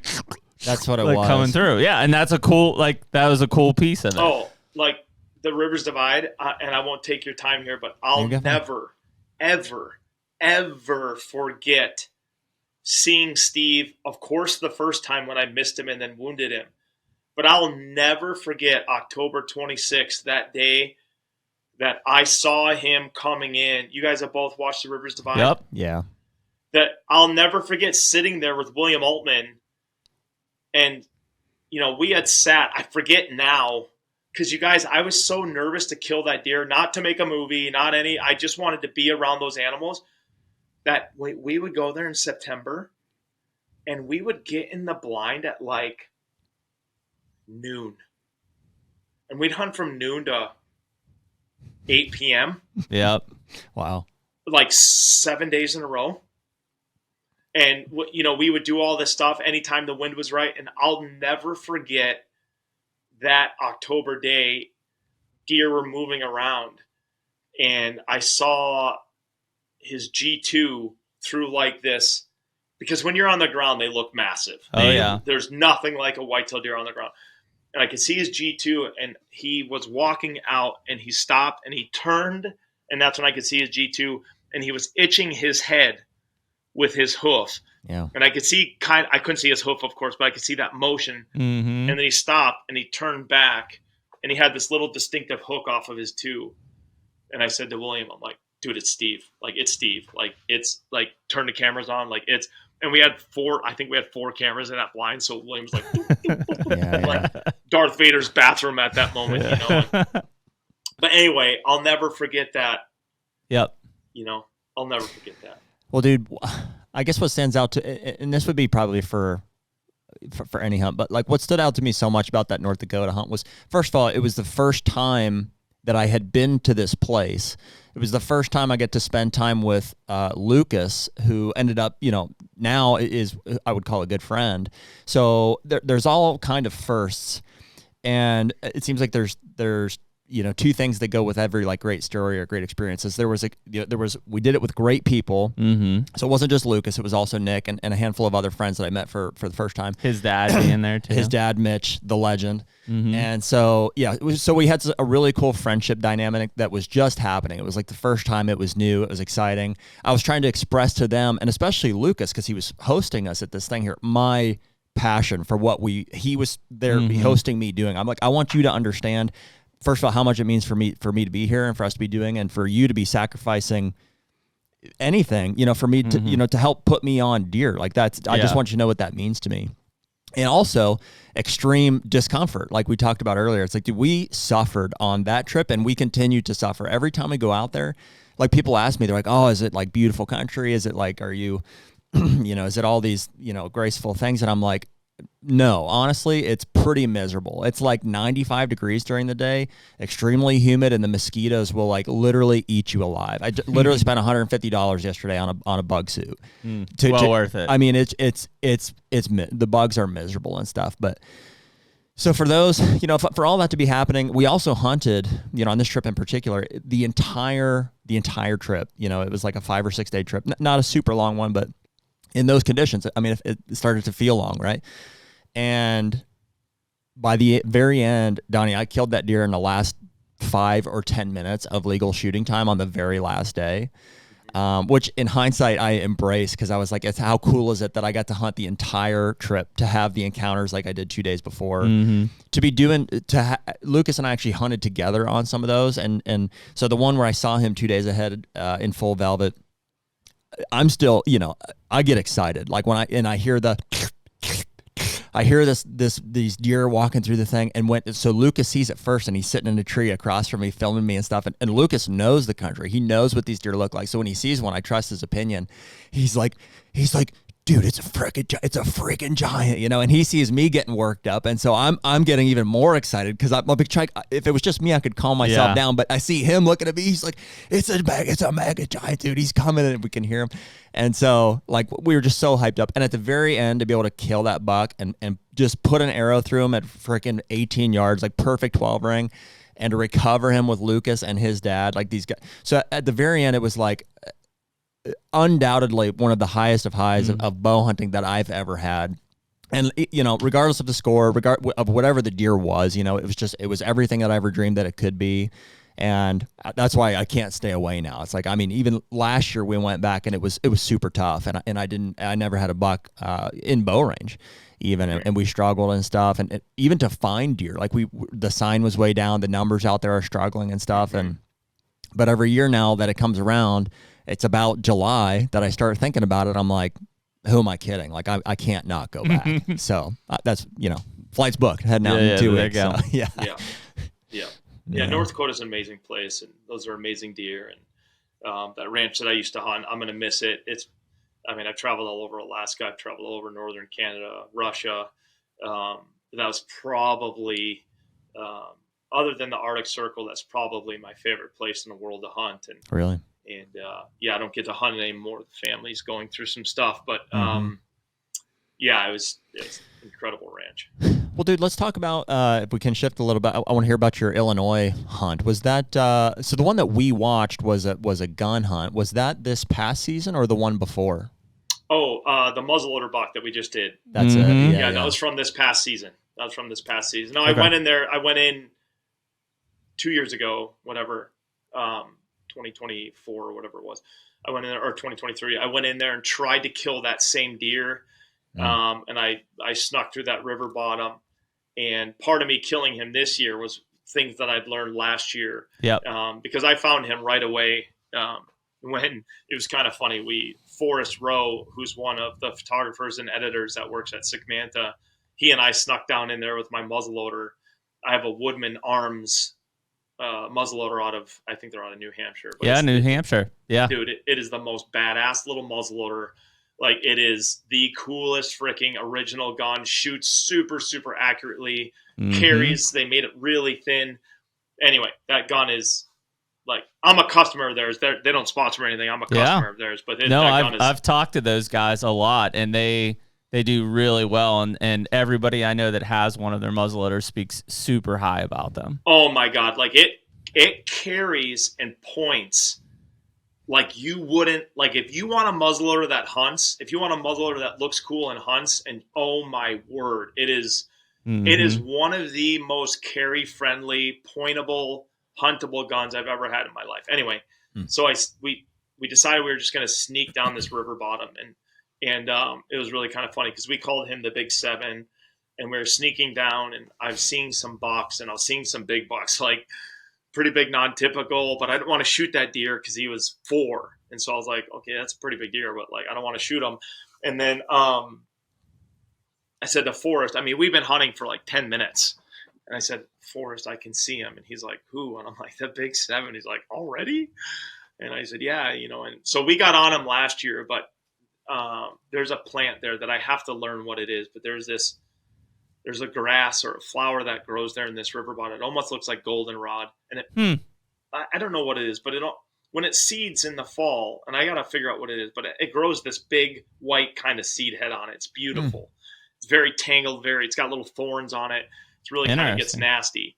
But the deer are really in it, right? They really, and so when I saw him 2 years ago, he was standing there just bigger than life, but his vitals were covered with that plant. So I didn't want to. But yeah, this was this last year. So that was this last year, killing that guy and hunting that guy. And we decided to, because what we had learned the year before, we decided to cross the river in the morning. And it's so funny. The things that I do are wildly difficult, in my opinion, that I do in Alaska and different things. But I text the neighbor and I said, hey, may I have access to park my truck there and to hike down through your woods? And he's like, oh yeah, absolutely. Which is so cool because they deer hunt. And he's like, yeah, dude, have at it. Like the neighbor's texting me so that he doesn't disrupt my hunt. And I'm parking my truck in his woods during deer season while they're hunting. And he's like, oh, we'll just hunt after you're done, or we'll just go down there and hunt. He's like, the deer aren't going to care about your truck. That's where we park our trucks to farm. And so anyway, I said, okay. And I go in there and cross the river and get into this spot. And it was just so cool to watch the sun come up and to watch this woods come to life, this river bottom. And Forrest was with me filming, obviously. And like right away in the morning, I'm sitting there and he's like, hey, Donnie. And I said, because the guys have to talk pretty loud to talk to me because I'm so deaf, like we discussed in the beginning. So he's like, hey, Donnie. And I turn around, I was like, yeah. He's like, there's a giant buck like 15 yards away from you. And I was like, oh. And I was like, is he a shooter? He goes, I don't know. He's got double drop tines and looks pretty big. And I was like, okay. And I was like, is he chill? He's like, He's making a scrape and kind of staring right at me. I was like, okay, well, I don't want to shoot this deer that's like already on high alert. So I was like, let's just stay this. And I'm leaning against a giant cottonwood, and that double drop time's right behind me. Oh. And so I was like, let's just stay the course. But it was awesome. It was an awesome morning. That's an awesome deer. I think he's either 6 or 7. I think he's 7, but just a giant bodied, he'd be like a 170-inch 8-pointer if his one side matched the other side. Jeez. Well, so I remember the plan 2 years ago when we talked. You're like, I have this spot in Illinois, and I don't care if I ever even see, whatever out of it. I'm just going to sit that spot for like the entire month of November. Yeah. Yeah. Did you end up doing that? Well, I did that. So you're talking about a different spot, but so we own multiple farms. We lease, multiple farms in 2 different counties. And so this farm that I killed a 7-pointer on is in one county. All of our other farms are in another county.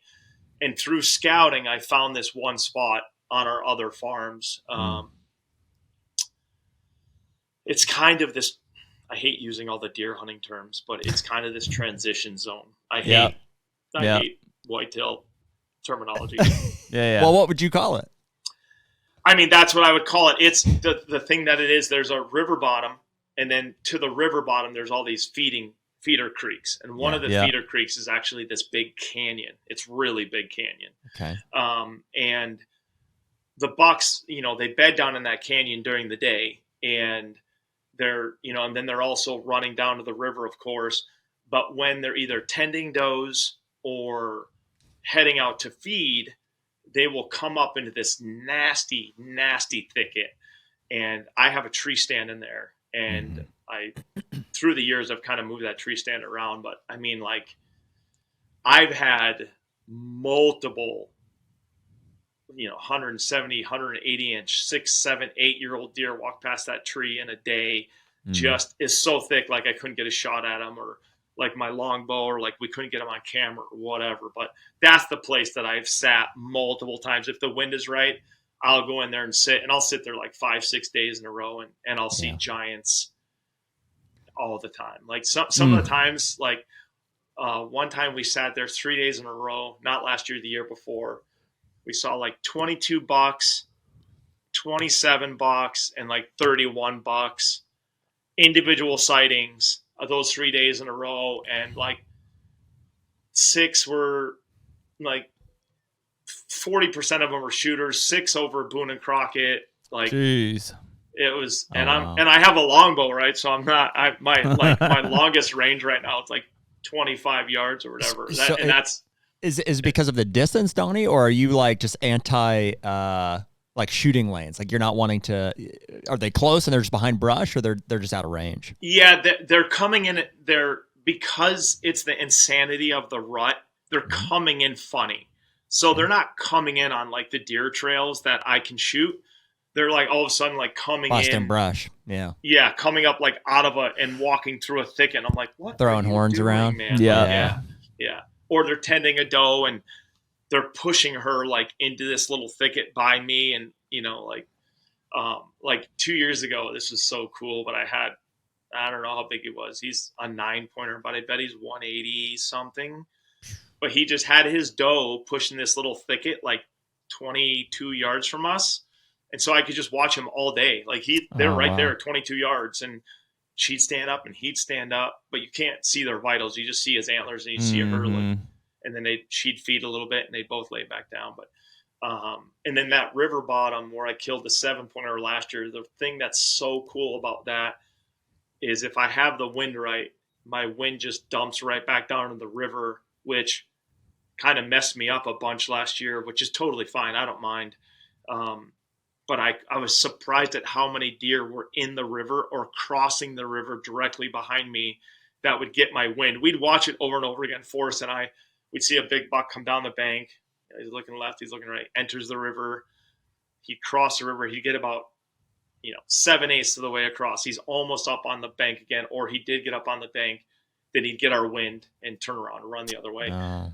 But the area that we can sit there, the reason it's so charming is because it's a giant thoroughfare for all the deer that live in the area. and I can shoot basically across it with that muzzleloader. And so if I saw a really special deer that I wanted to shoot at 200 yards, I could try it if I wanted to. But really, most of the trails that we're hunting there with that muzzleloader, including where that big 7, all those trails are within like 40 yards. Yeah. Are you trying to make it out to that Illinois? Do you do an Illinois deer hunt every year? Yeah, I lease that property with a group of buddies every year. And That's so awesome. I've been out there for like 6 years now. And we're all very different people. And I was going to say, are you the only one sleeping in a teepee on the creek bank? Oh, yeah. And they tease me all the time. And if I do, we do have a house also. And if I do sleep in the house, then they make fun of me about that. And well, they know you're not going to poop in the house. At yeah, least. where are you pooping, Donnie? Yeah, poop in the neighbor's yard. And so, but yeah, pooping under your stand. Sure. And one of the lease guys who's super nice, I won't name him because you'll definitely know who he is. Cool. But he, when they were talking about bringing me on the lease, they're all talking to each other like, hey, we're thinking about bringing this guy in. What do you guys think? And he's like, dude, no.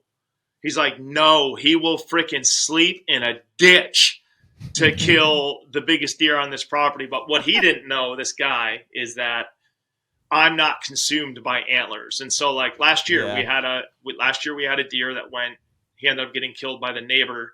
He went 202. But one of my lease partners, he had a chance. He had multiple chances at him and just kept kind of messing up. But I just stayed out of there. And my lease partner said, "It's like, man," he's like, "you can hunt him too."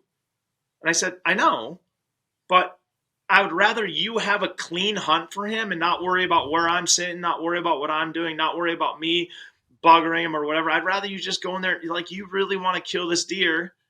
You've never killed a 200-inch deer. Neither have I. But like, go and enjoy yourself and hunt him and have a pure experience. I'll go over here to this property where I'm seeing, several bucks that were like 135 to 165, let's say, but they were 5, 6, 7 years old, and these big, huge bodied deer. And he's like, but these guys consider those deer to be management deer.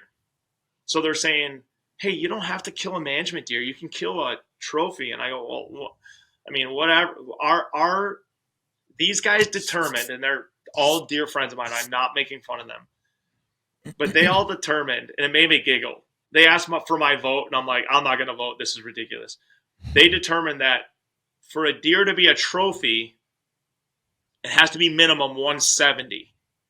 And I'm like, you guys, that is such a giant whitetail. At what age are they making that determination? Well, this is where the real, if we're going to talk about lease arguments and issues, that's where it comes in. Okay. Because these guys are happy to shoot a 170-inch 4-year-old. Yeah, and I would never, ever, if I knew the age of the deer. Now, of course, there's a lot of debates whether we actually know the age of the deer, and people that are way better deer hunters than I am, they kind of know way more than I do. But anyway, to me, antlers mean nothing to me. The deer and how you hunt them and the engagements and where you're going and what you're doing, that means everything to me. So shooting a 170. Wait, to clarify, because I just want to make sure I know 100% where you stand. If you have a deer that's the same age, they're both 6. You have the exact same amount of history. You know what I mean? The stories are just as cool. And one's bigger than the other. Any one of us would say, well, the bigger antler one would be cool, right? Correct. So they don't mean nothing, but in context, I think that helps people understand. Correct. Yeah. So we have some, but you're not solely driven by the horns. That makes sense. No. So let me paint this picture and let me make it ambiguous so I don't want to offend anyone. Sure. So I have lease partners that will shoot a 4-year-old that's 170 because he's 170. Yeah. But they won't shoot the 145-inch deer that's 9 because he's only 145 inches. But then there's all this talk about 200-inch deer. Mm-hmm. Well, we've never killed a 200-inch deer on our lease, even before I was there, because probably a lot of these 4-year-olds that are 170 are getting killed because they have a 170-inch frame. And so for me, I would much rather have a mature deer, a heavy horn deer, a heavy antlered deer. I'd much rather kill that deer than or hunt that deer than to kill a younger buck that has really big antlers, because I'm worried a neighbor's going to kill it, or I'm worried that one of my lease partners is going to kill it. And so, yeah, that's what I mean. Like, if I could shoot, if I'm hunting one of the farms and there's a 190 on it, and I get an opportunity at the 190 and he is 5, 6, 7, 8 years old, like that's unbelievable. But I'm so easily entertained, you guys. It's not even funny. Like, I hunted a deer last year that was, I hunted a deer that he was, I think, a 9, and he's probably in the mid 140s, maybe 150. And then I hunted a 12 on the same farm, and he was probably whatever. I don't know. He's a clean 6x6. Mm-hmm. And he looked really big. So I don't know what he scored, but I didn't care which one came in front of me first or I got an opportunity at. But I just want to hunt, and I want to hunt big, mature bucks over antlers every day of the week. Yeah. So is that like all of November, or like what kind of a time frame are you giving to Illinois and to deer hunting? I'll be there, and I'll be honest, this is a little revealing, but I'll be honest. So I'll be there most of November, and I hunt. This is just who I am, and I like to do this. So I'll hunt dark to dark, probably 20 to 25 days in November. Yeah, wow. Every day my alarm goes off at 3 a.m. I like getting up early. I eat breakfast. 3 a.m. 3 a.m. every day. Man. I get up, get my gear ready, and get my stuff together, whether I'm in the house or in a camp. And then I like to be in my tree stand or on the ground wherever I'm hunting. I like to be there I like to sit in my tree stand for like an hour before legal shooting light, and listen to owls, listen to turkey gobbles, and listen to deer walking by, all this different stuff, whatever. And so even if I kill a deer early, which I haven't in a very long time, even if I kill a deer early, I will still continue to hunt and film, because filming mature whitetails in the natural woods is an important aspect of my business, because there's other companies that I work with that hire us to film TV commercials and stuff. And the only way we get this wildlife footage is if we film it. We don't buy any of that footage. So, if Shields is one of my largest clients, if we're doing an archery piece for them, and like, if you watch a Shields commercial and you see a giant buck on a Shields commercial and some archer coming to full draw, that is likely a deer that I have passed or killed or have been filming. HUNTR Podcast is brought to you by Pure Wildlife Blends. Man, what a critical component just to everything that we talk about, especially during these off-season months. We're looking at and developing these different farms and trying to improve them from year to year. And whether that's food plots or different switch screenings or bedding areas, they all require a dedicated and thoughtful seed blend.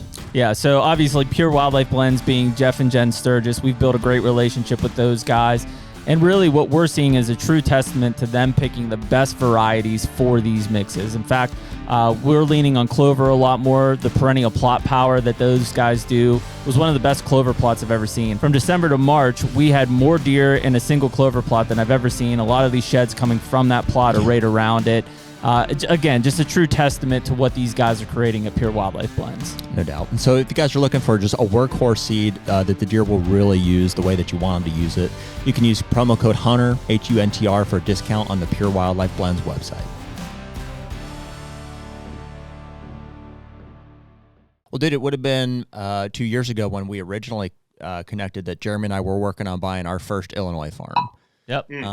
And so whether it was before that or shortly after, but we ended up closing on about 150 acres out there. We'll have to connect afterwards, kind of about where we're at compared to you guys. But we've really enjoyed it. It's been a lot of fun. It's a cool state. The politics obviously are driving a lot of people out. And dude, our taxes are it's insane. The hoops we're having to jump through to get some things reassessed. But we have killed the first year. We killed 3 deer off of it. Our best guess is 2 5-year-olds and a 6-year-old buck, all 130 to mid 30s, if we're going to call them the management bucks or bully bucks or whatever. So one of them for sure was a homebody. He had this big, busted ear and stuff, and everywhere he went, he was like all bristled up. And I ended up killing that deer during gun season with my dad in the stand. Was actually the first gun buck that I've ever killed. I don't think I realized that until after it was over. I was like, holy crap, dude, I've never killed a buck with a gun before. But both Jeremy and I shot respectable bucks out there the first year. Jeremy's, per usual, was like, I don't know, first or second sit. First sit. October 30th, rattled that sucker in, shot him at 43 yards. And mine wasn't until November 9th. Yeah, and afternoon I had just like an epic rut hunt down in one of those bowls, But Illinois has been cool. We've really enjoyed it. It's an interesting landscape out there. Just getting to talk to. You've obviously experienced guys. There's a 200 perception there. Everybody's kind of like trading, wheeling and dealing properties, trying to get all the factors aligned there and stuff. And it's interesting. We'll never have the money to be that guy who's like, I'll pay $15,000 for it, overpay, But to be swimming under the tail of the shark, to be like, well, maybe I can scoop up this little piece that butts up to this or that, or hey, there's a 40 adjacent to our thing. We're very much in that, and also we've done a ton of work. I mean, our farm has made a complete 180 from. There's 50 acres of CRP on it.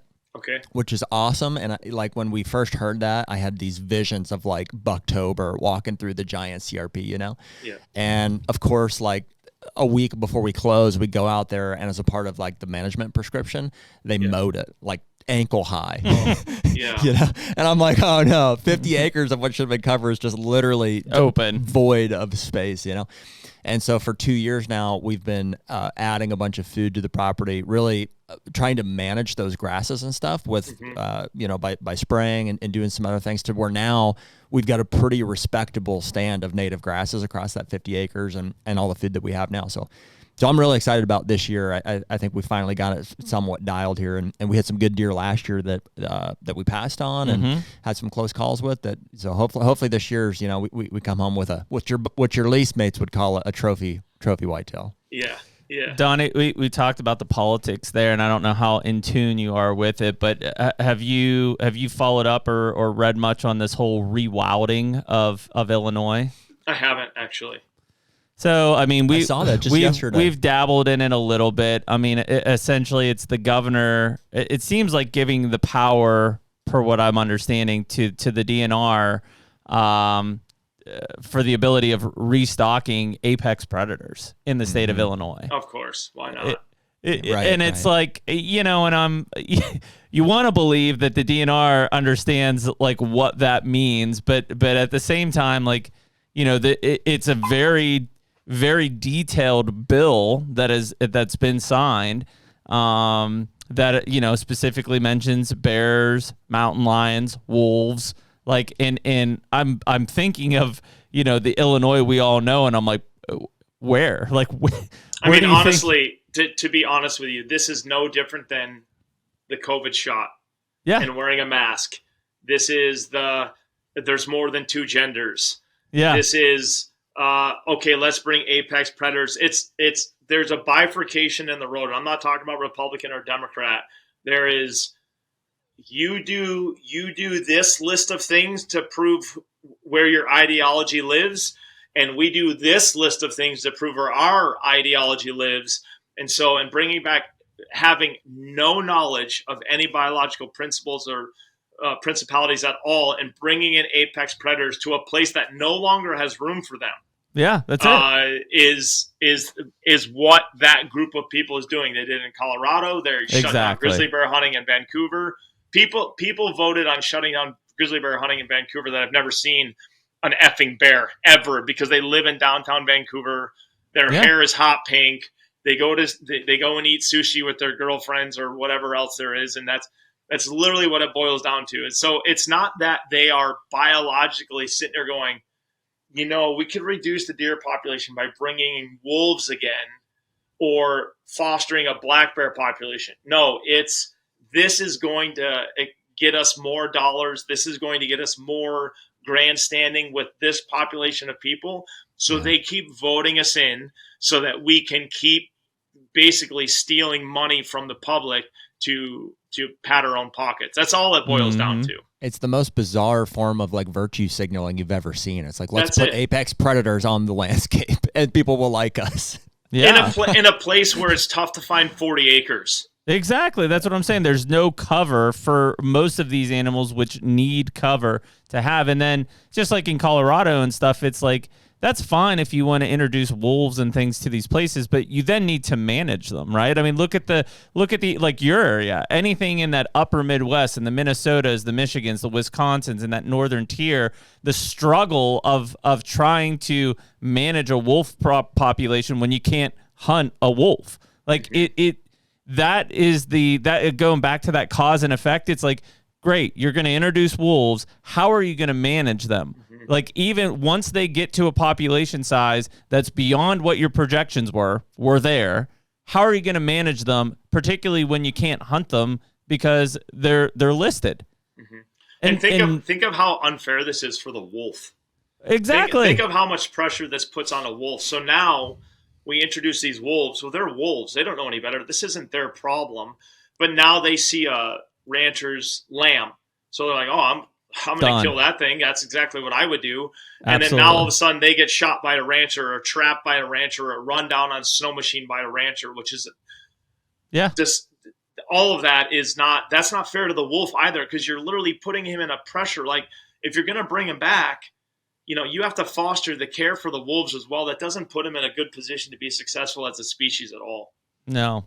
No, and I did see that. Why did I just see that? Like, in the past there's been few a lot days. of people sharing. I don't know if it was a podcast. Brackett sent it to us. This is what it was. He sent because once it got done, then somebody grabbed a hold of it and said, "Hey, we really need to talk about this because this has been happening basically behind closed doors, like anything. By the time it's like, hey, we should all make an effort to say something, it's passed. Like it's already been decisions made.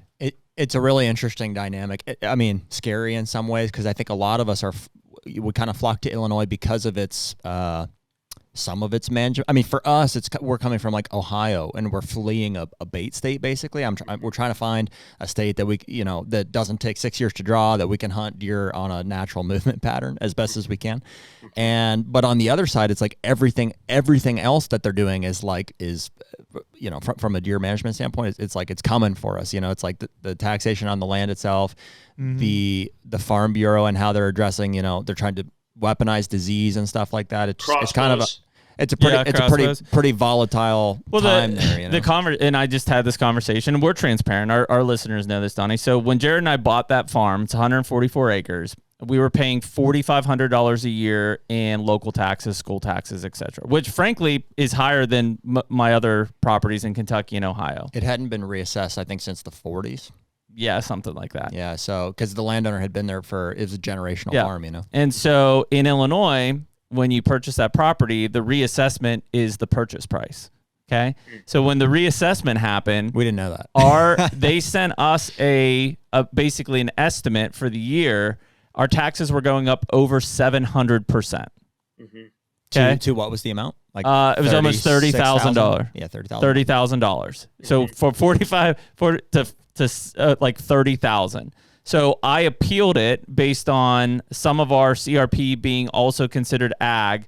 We got it down to 16, which is still insanity. So we're paying $16,000 a year in taxes right now. We're fighting it again with some other programs the DNR offers to maybe reassess some of the timber ground to get it down. But regardless, you start talking to some of these people, and I always put myself in the older generation, the people who are 60, 70 years old who have paid for their house, they've paid for their property, right? They have no mortgage. But they're on fixed incomes. But they likely still have $10,000, $15,000, $20,000 a year in local taxes that they've got to pay. That's insanity. No wonder people want out of that damn place. Yeah, it's crazy. And then they take those tax dollars and give them to some bum on the street in south side of Chicago because he can't find his ass with both hands, and even if he could, he has no interest in it. None. He's a leech. None. He's a parasite. We enable him. They give him a check, and he's like, well, why would I work? No different than your people in Australia. Yeah, that's exactly what it is. And then we find this massive degradation and this massive splitting of our basic philosophies. And I always wonder, when you because that side, let's say there's two sides, that side feels so strongly about the things that they stand for. Mm-hmm. And it's somewhat understandable. Like if you came to any of the three of us, and I'll speak for you too, correct me if I'm wrong, you said, hey, you guys have to share a little money. Let's say we're in a community, a colony. I say, hey, you guys have to share a little bit of money. So do I, because this young family over here or this family over here, you know, their fields flooded out, or their, you know, whatever happened, their child is, you know, ill, whatever it is. We have to, because we have to get them back on their feet. That's community. That's a no-brainer. That helping those less fortunate than you, no-brainer. That's not what we're talking about. And that's what that side of the aisle hangs their hat on. They're like, we're helping those less fortunate. No, that's not true. You're helping those that are unwilling to get their hands dirty, to wear their fingerprints off the ends of their fingers with a hard day's work. Like I saw this young lady maybe a week ago panhandling in Minneapolis. This black girl. She was absolutely stunning, beautiful. Like I almost wanted to stop and be like, do you want to work as a model? Because I have some shoots coming up this fall that I would hire you as a model. She was dressed to the nines, brand new dress. She looked beautiful. Hair was done. And she's holding a sign, need help. Blah, blah, blah. This is her job. Begging is her job. And that's why we're so different, is because we want to work hard and help people, but we want those people working hard before we help them, or we want us all working for a common good in a common direction. They want to take from those that are fortunate, but they say those that are fortunate, they want to hyper tax them because they have so much. Well, they have so much because they didn't sleep at night. They didn't share dinners with their children and their wives because they were busting their asses. These aren't trust fund babies. Like my buddy that I was telling you about earlier that overpays for farms to get them. He grew up poor, dirt poor. Yep. And he has bust his ass to get to this point in his life and taken major risks and I've spent multiple days, years working with him where we're leaving the house in the dark. We're coming back to the house in the dark, and, you know, and then we're having business dinners. We're doing this and we're doing that. Like it's always burning the midnight oil. And he has raised a level of wealth because of his work ethic and because taking opportunities that showed up to him and taking major risks that presented themselves. Just like you guys, you put your money together. It's probably very difficult for you to buy 150 acres, 144 acres, whatever in Illinois. You finally did it. And then now you have to pay this massive tax bill, which burdens both of your families. The money's going away to somebody not less fortunate, less initiated. That's where that money is going. Or to silly ass wildlife programs like to reintroduce the wolf. Exactly. Yeah. Where, listen, I still have tree stands that get stolen in Illinois. No place where you have tree stands stolen should the wolf be reintroduced, because that means you still have trespassers walking fence lines and taking tree stands. That does not speak to the gray wolf. Yeah. Well, it's all of that stuff. And I mean, you're a small business owner, as are Jared and I. And like, I always look at it like every time I was just at my accountant and we're going through all this stuff. And I'm just like, you know, if there was like, I'm not trying to be greedy. I want to hire more people, or I want to reward the people that do such a great job for me. And instead I'm giving tens of thousands of dollars to the federal government, not because I'm putting a lot of money in my pocket. I'm leaving it in the business so that I can reward people and have a safety net. And yet I'm being penalized for it. And I'm just like, how does this make sense? This makes no sense when we're trying to like strengthen our workforce. And until there's a really bad day, this is the way it'll go, right? Yeah.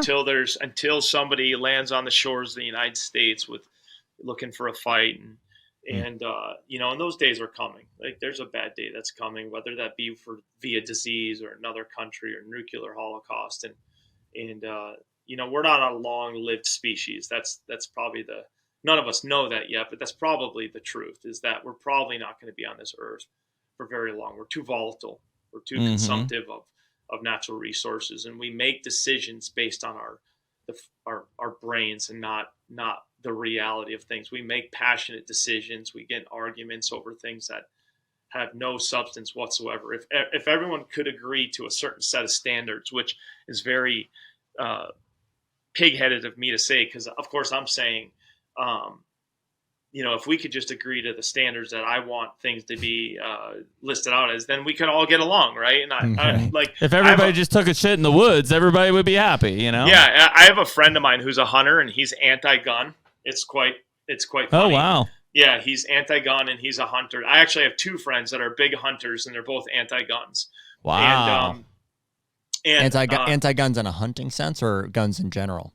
No, they're anti, like, they've bought into the large magazine capacities, and like, because I'll argue with them, and they say, Donnie, what do you need a magazine at? And I don't even know the laws, but they'll say, what do you need a magazine that holds 16 rounds for? And I was like, a lot. Like, really? If three guys come in the house and I shoot like look at these police videos of cops literally like pop, pop, pop, pop, pop, pop, pop, pop, pop, and the dude still lives. Like, that's why you need a high magazine capacity. And interesting. Like, yeah, so these guys will be, they're kind of anti-gun, and they'll say, one of them says, and I'm trying to think of the phrase that he uses, but he's like, he'll say, like, basically he says, like, we don't need to all have guns. And I say to him, that's fine. Just let me be the guy that's holding the gun. That's right. He kind of talks like, hey, our police have guns, so we really don't need guns. Right. And like, I'm like, no. How crazy is that? I need a gun because I'm here as an individual. I mean, we won our country, our colonization. Yeah. We won that from a bunch of farmers with muskets. With guns. Yeah.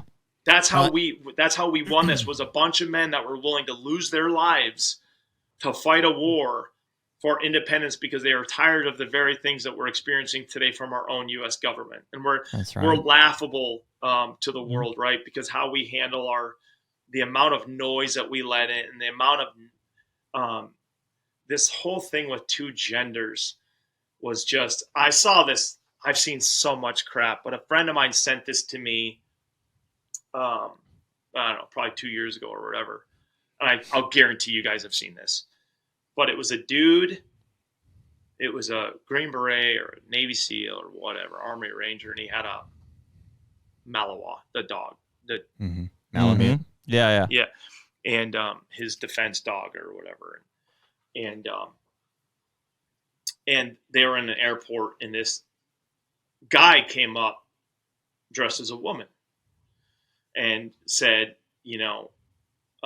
basically, can I pet your dog? And he said, you can, but I'm going to warn you that he, for whatever reason, he lets women pet him, and men he does not let pet him. And so he said, you're welcome. Here's the real test. He said, I'm suspicious that you are not a biological female. And the guy kind of got a little offended and upset. And he said, I am a woman, and the guy's like, that's fine. I'm just telling you, if you believe you're a woman, the dog's going to tell you the truth.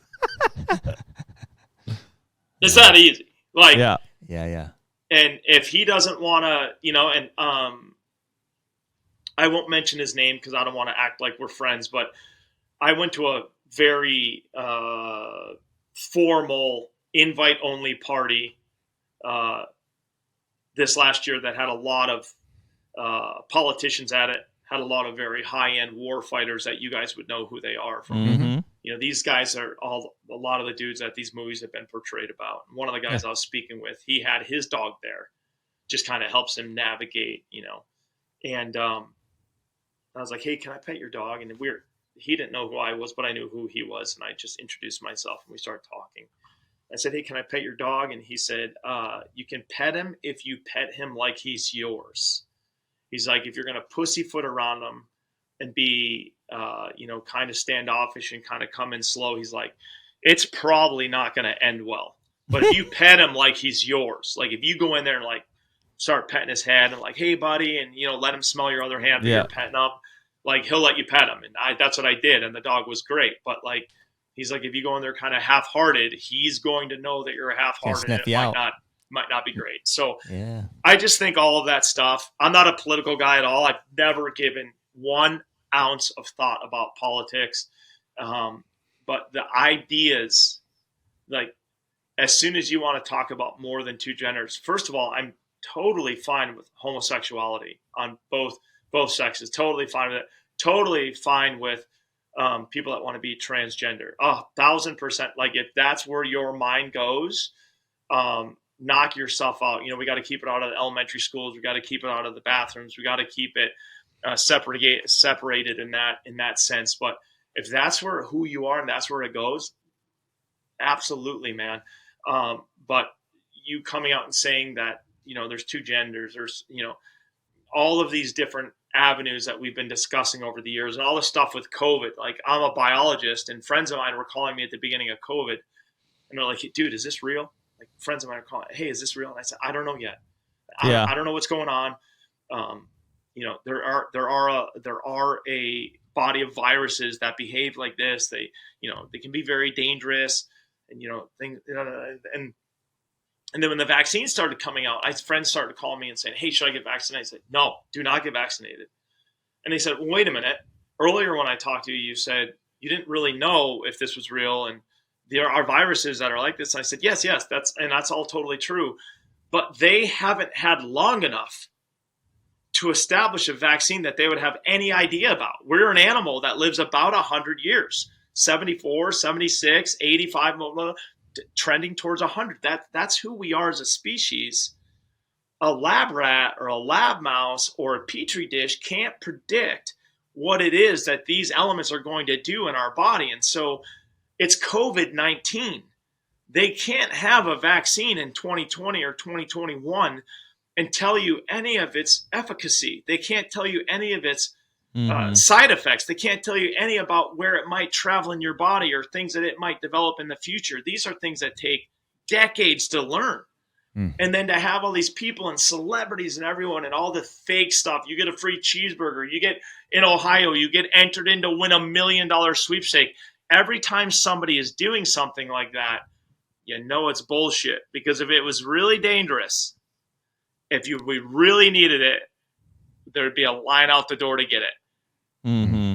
And that's the reality of it. If I came to you guys and said, hey, listen, something's coming down the pike. You and your families need to get vaccinated. It's going to kill, let's just take the bubonic plague, right? Killed 56% of the people it infected. You're going to be in line to get the vaccine. Yeah, you're not half of your family's going to die. You're going to be in line to get the vaccine. Yeah. But if I come to you and say, hey, the bubonic plague, it kills, 3%, you're going to be like, okay. And I go, yeah, and those 3%, by the way, are super sick people. You're going to be like, okay, cool. And even more so when they say, oh, and by the way, it's a requirement to get it. You're like, oh, well, wait a minute. No, now I'm really resistant. Yeah. And so the more the information came out and the more and we're obviously on this podcast talk about wildlife and about hunting and all these things, but these are some of the topics that are influencing us as men and women today, because as hunters and fishermen, we want to live a wild life. We want to celebrate a community with friends. We want to go, like I mentioned a week ago, I was fishing with my friend Kyle on Green Bay, and we were catching muskies. And I took my 9-year-old with me, and he caught his first muskie, which is very, very difficult to catch muskies. He caught his first muskie casting. It was almost 41 inches. And the next night, that was at night, in the evening time, and then the next morning he caught his second muskie, which was almost 42 inches, and he caught him straight up legit. It was awesome. I just had to help. One of the muskies almost pulled him out of the boat, so I just had to hold the rod a little bit for him. But these are the things that we want to share and talk about and embody. And I wish we were talking about Illinois managing for soils and for insects and for grasses and for snakes and for reptiles and for the blue line skink and for northern water snakes and their bird populations. I wish we were talking about how we were managing these wild resources because everything starts at soils, from there all the way up. I wish we were talking, why would you splash? And I understand, there's areas in Alaska where wolves need to be shot. And there's areas in Alaska where wolves probably aren't doing the greatest because there's imbalance for other reasons. But just starting at the very top in Illinois and being like, well, geez, we should really bring some of these megalofauna species back into the system and see how that is not where to start, man. How about you start at the beginning and we foster this pyramid. How about we start at the bottom of the pyramid rather than the tippity top peak?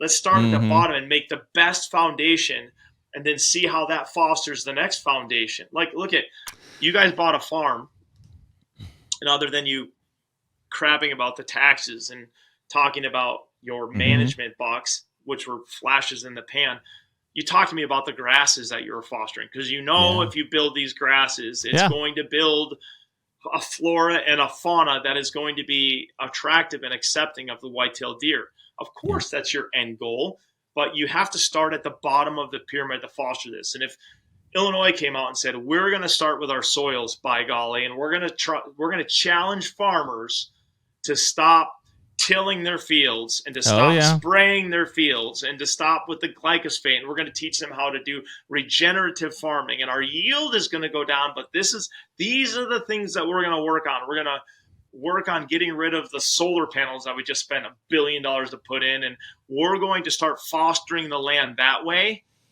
We'd all be on board with it. Have such a different outcome on the state, but no, that's not attractive. That doesn't attract votes. Yeah. The conventional tillage thing's a huge problem. Because most of that ground's been in CRP for 10 plus years. We had a post hole digger. We were just putting in a post in the ground, put that in the ground. We were like 4+ feet deep and still pulling like black topsoil, like unchanged, because there's no conventional tillage for the last 10 to 15 years on that part of the farm. Yep. And I don't think people realize that erosion of that top layer of topsoil is happening every year. These conventional tillage things come in, and I get it. It's from a yield production side, but at some point they ain't making any more of it, right? And production goes down. It's the same people though, like at the Farm Bureau, and I'll mess the number up, but it's something like $1 billion a year in topsoil is lost year because of conventional tillage rather than no-till and more modern methods here. Yeah.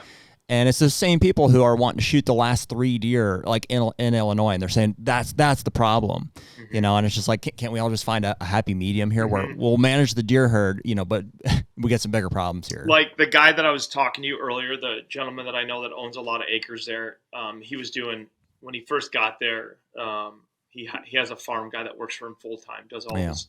They plant for food, like they plant.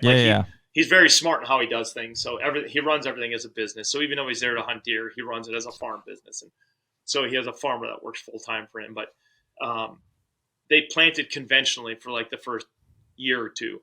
And then he met somebody that was an expert at regenerative farming. And that guy came in to coach the farmer that works for him. And then they went to regenerative farming.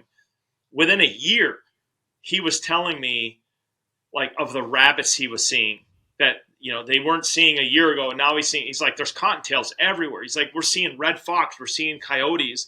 He's like, we're seeing leopard frogs, we're seeing snakes, we're seeing, they're going to this regenerative farming, and all of a sudden they're seeing all of this stuff everywhere. And I had a farm in Wisconsin that I used to lease, and it was a row crop farm, and it was done in the same manner every year.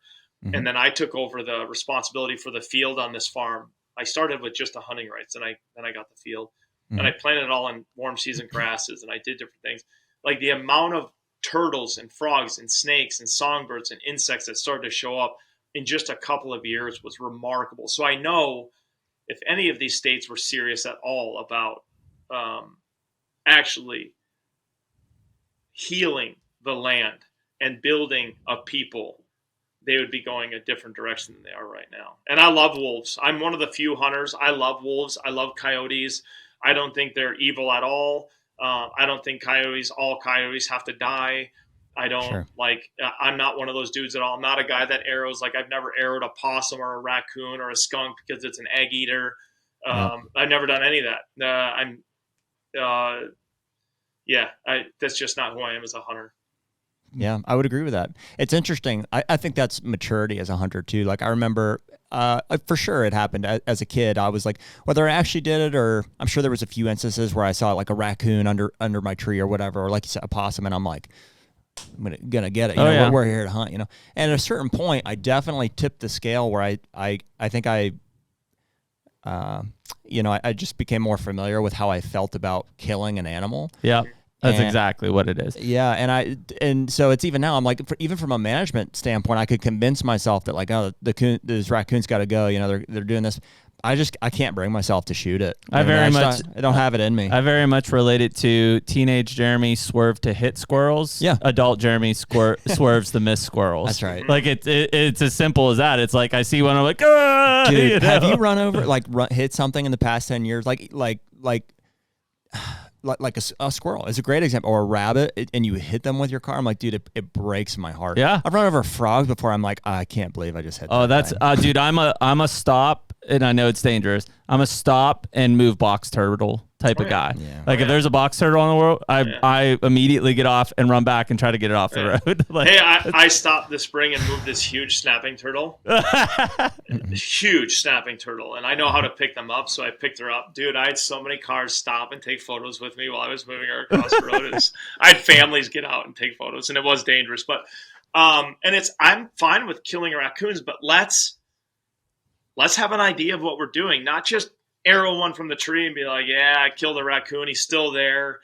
I don't even really like, if you're going to shoot it, skin it out, get the skin processed and either donate it or whatever it is, like do something, be a contributor, man. And if you're on a property, our property in Illinois has more raccoons than I think any place in the history of the world. If I glass the oak trees while I'm hunting, I will see so many puffballs sleeping in the V's. It's actually really freaking charming and cute. But the property has a few turkeys on it, but not a lot. But if we really wanted to manage the turkeys, if we really wanted to create some balance there, my lease partners and I would go out there and either trap raccoons or we go hunt raccoons. We go out with a collar, we'd call them, we'd shoot them in the head with 22s, and we'd skin them out and do all.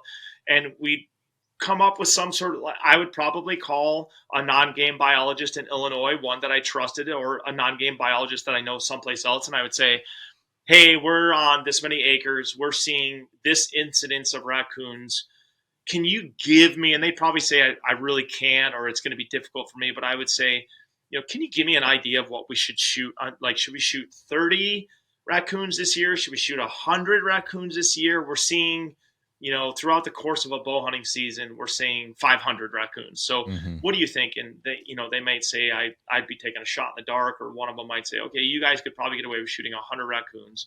Yeah. And if we go out and shoot 100 raccoons with a plan of shooting 100 raccoons to see how this elevates the property, if we're going to start seeing more turkeys and more different animals, great. But if you're not willing to engage on that level, and you're not willing to familiarize yourself with what's going on and then what the area is needed, well, then you're really just a child again. You're really just doing a cause and effect. And several years ago, I was in Alaska.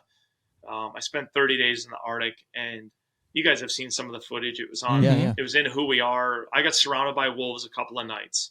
And I knew this pack of wolves, like we were stalking the same moose, or at least that was my interpretation, because I would be stalking a big bull and all of a sudden all these wolves would be around me. But when the pilot picked me up, it was really cool because he picked me up. He's like, man, it's so cool. You've been out here for 30 days. When he dropped me off, it was summer. And when he picked me up, it was frozen. So it was really cool. I got to watch that whole transition.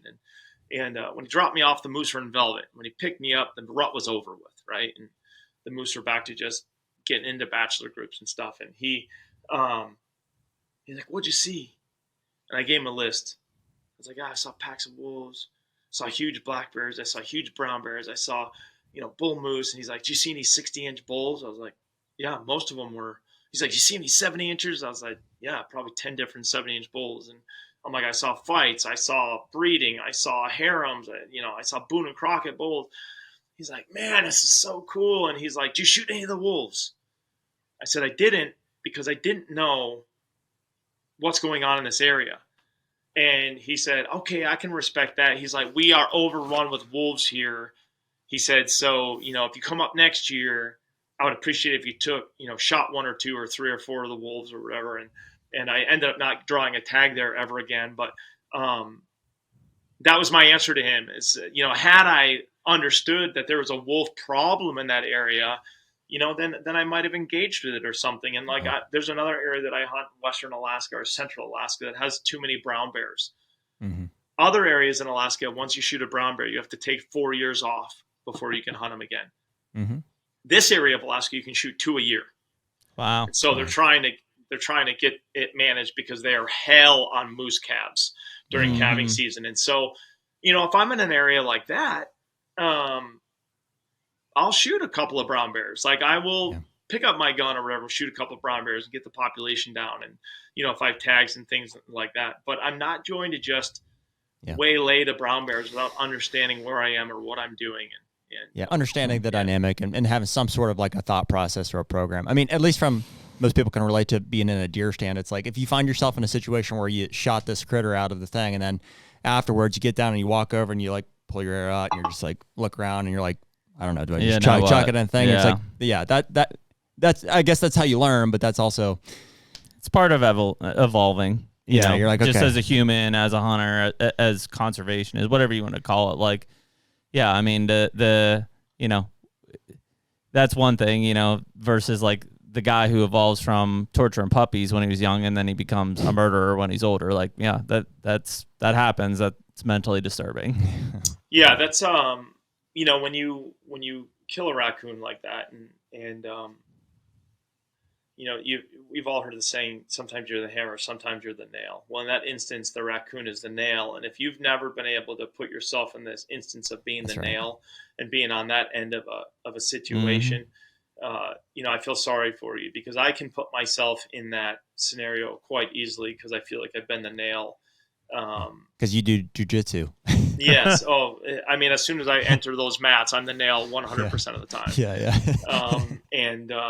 And so, it's understanding the other side of the coin. And if you can, and it's really important to me that's, I wish I could control what all hunters did and think and how they processed and how they engage with the wild world, but I can't. Some of us are doing the 4 Grand Slams in the spring and they just care about beating their chest and building some sort of resume.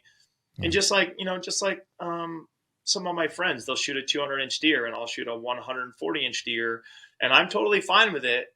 But the part of it that I don't like is then later on when we're ribbing each other or messing around, and this stuff does not bother me, but if all of a sudden, guys have a beer or two or whatever, and they're starting to rib each other, and then they're starting to list out the deer that they've killed, and they're like, you never killed a 200-inch deer. I'm not saying this has ever happened to me, like with these guys, but I've seen other guys argue and say, well, how many booners have you killed? It's like, well, that's freaking like, that is the dumbest thing I've ever heard in my life. That's the metric you're going to hold me to. Yeah. Yeah. And like, do you guys know who, Cody D'Acquisto is?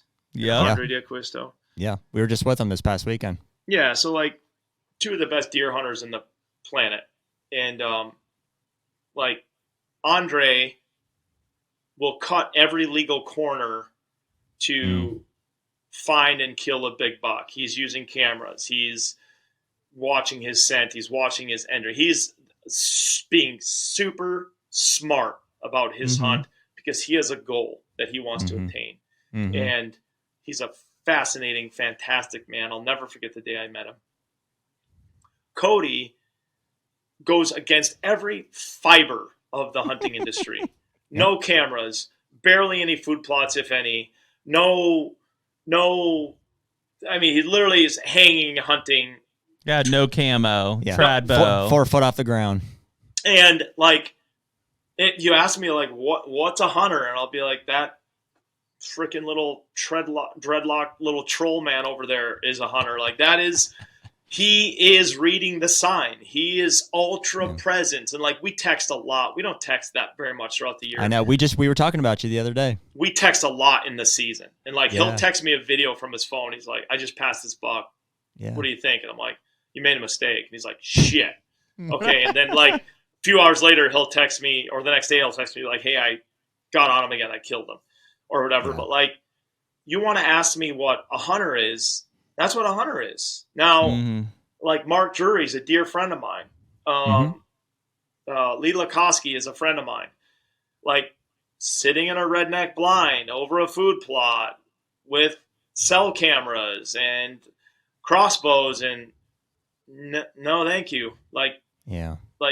Mark's one of the best deer hunters in the country, but I hate how he deer hunts. So him and I discuss this all the time.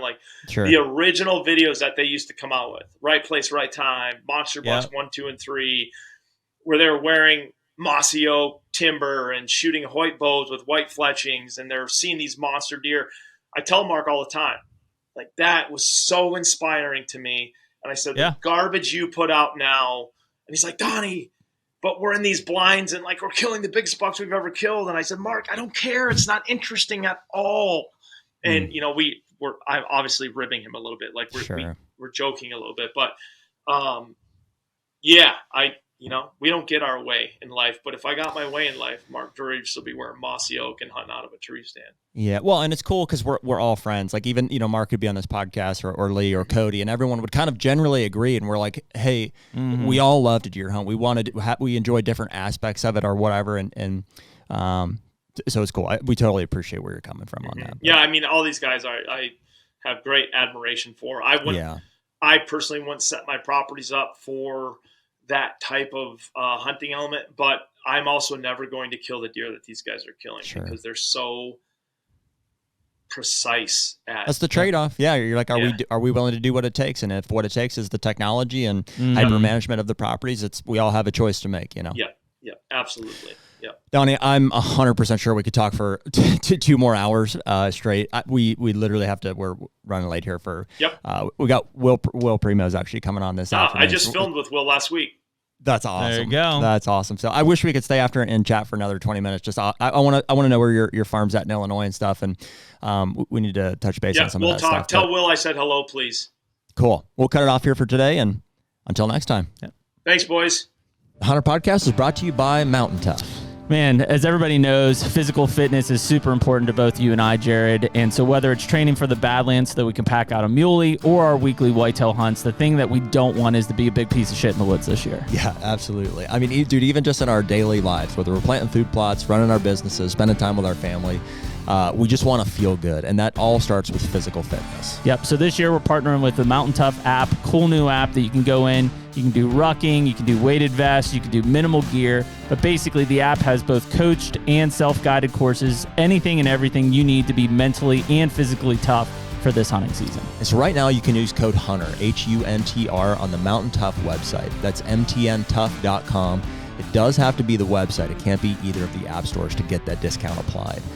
You get a free 2-week trial anyway, so anybody can go on and use that. But while you're signing up, use that code HUNTR. You'll get an additional free month after that trial period to use the app. That's a total of 6 weeks. That's a huge savings. So this season, get Mountain Tough.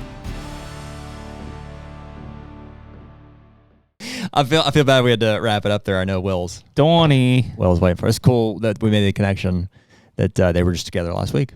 Yeah, I'll be interested. So basically, it sounds like Sick Manta is doing like a Primos. Story on Primos, yeah. Awesome. Very cool. Did they didn't do the one on Wenzel's, did they? That's a good question. I don't know. Yeah, I don't know either. Because, I mean, that's got... Who did we hear about that from? Who told us they were doing that? Oh, they just did the Wenzel's one. It was South. Cox. Yeah. Wouldn't surprise me if it was. Yeah, maybe. If it was. I wonder if that's a... Shields or something. Shields affiliation or something, yeah.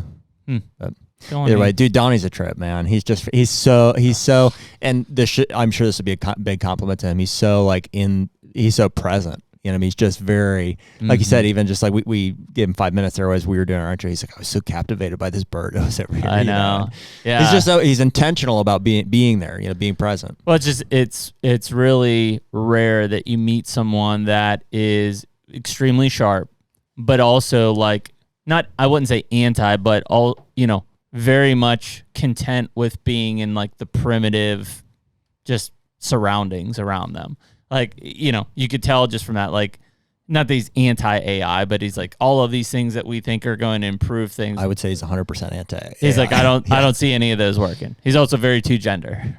Yeah. Oh, absolutely. Yeah. So I just think that's kind of rare when you see somebody, because he's also running an extremely successful business. Yeah. So it's that's it's really cool to see that. I thought his mindset kind of around, his training and stuff. That jiu-jitsu stuff is legit. Like that's yeah. I mean, well, dude, he's so descriptive and observant too, and you can tell he really is passionate about the details. Yeah. So when he describes, like, it's not easy to kick the him off on a scarlet tangent. tanager on the outside of my window. Yeah, he's like, wow, and just the beak and the way that he flew in his fluttering wings, and was just like you can tell that he read a lot, growing, and probably still does, and his descriptions of things, it's like it obviously translates. Details matter to his business, and that's why his films are so good. So it's pretty cool. Yeah. So no, it was really cool, and yeah, just to kind of hear even his philosophy, talking about like what does hunting mean, and that journey that I think he even took in it, to find what hunting, why he hunts. I think all of that is pretty cool to hear, but yeah, Donnie's just a super guy, and it's funny to hear his what would you say, perception on like an Illinois deer camp too, because he's so, you'd think of like adventure hunt, like wilderness, like it's just Willie and it's just Donnie and the grizzly bear. I was thinking of Willie and how they're similar. Yeah. That's why I got that crossed up. But to put him in the context of like an Illinois deer hunt, which is so, as we've known, it's like whatever you would call it, like it gets like convoluted. There's like when you got multiple people involved, and you got personalities, and you got technology. Everybody's got different spots and goals and stuff. It's like it's interesting to see him like living that out and still able to, I think, maintain like a simplicity and like he's found his role in that. And it sounds like there's kind of a balancing and his act, happiness, like there is with any deer camp. I mean, even the fact of like he's like, if I kill early, I'm still sitting and filming through November. Yeah. Where a lot of us, me included, I'd be like, where am I going next, right? Because it's limited time. He's just write it out, and I think that goes to like his big adventure hunt, like this moose hunt he's got coming up is early, and so like there isn't as much of that adventure Western stuff on the back. We talked about that with like South and these other guys. It's like, as that weather and those conditions start to get super harsh, like there is no hunting, in mid-November on, like or very little. So, whereas for us, we're like, we got through January, February in some cases. So, yeah, it's just a different mindset on that. But, yeah, I mean, I think Donnie is probably, just from a storyteller and experience side, like one of the most well-rounded guys out there. Yeah. I mean, he's living in Wisconsin. He's, but he's dropping himself 30 days in Alaska to just, like, be in it. It's so fun to get to know some of these guys, like,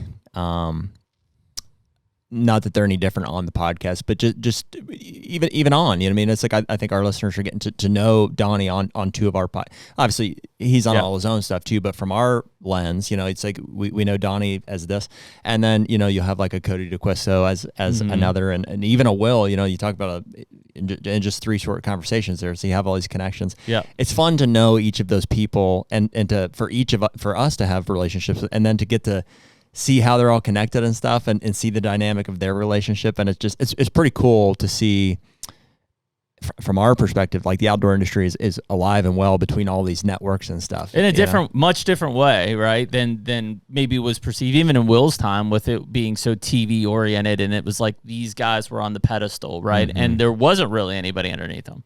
Pedestal, nobody. Like, and then just hunters. Yeah. I thought it was really cool with Donnie bringing up Cody, because the moment he did, I'm like, oh, these two guys are very much the same. Well, that's what I mean. What a small world, and hilarious that I was like, had my foot in Cody's van door the other day at my farm, and him being like, do you guys know Cody DeQuisto? Yeah. Like, yeah, we know. Yes. We know. Yeah, he was just texting me. He's like, hey, he's like, I want you to look at this on Dying Breed. Sitting in this chair last week. Did he send you a picture of his moped? No. I'll have to show it to you. It's pretty legit. Is it? Yeah. Apparently Andre drives one too. Oh yeah, they're big moped guys. That's hilarious. Yeah.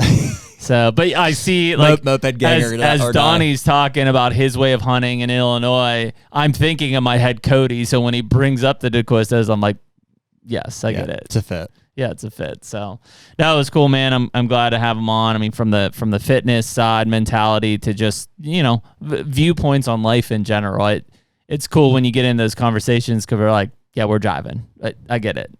We're on the same wavelength here. Yeah. Just that's why we do the podcast, is just to have those conversations with people like that. And yeah, it was like 2 hours plus, like in a Like nothing. I was like, oh yeah, we got to split. get Will Primos on next. He was funny last night. I was like, hey, we're good for 2 hours or whatever. And he's like, yeah, that's fine. I got nothing to say type of a thing. And I'm like, right. right. Okay. All right. Yeah, got it. So anyways, we appreciate everyone listening to episode 265 with Donnie Vincent. And we got doubles coming up here short, so we'll catch you on the next one. Later. Take me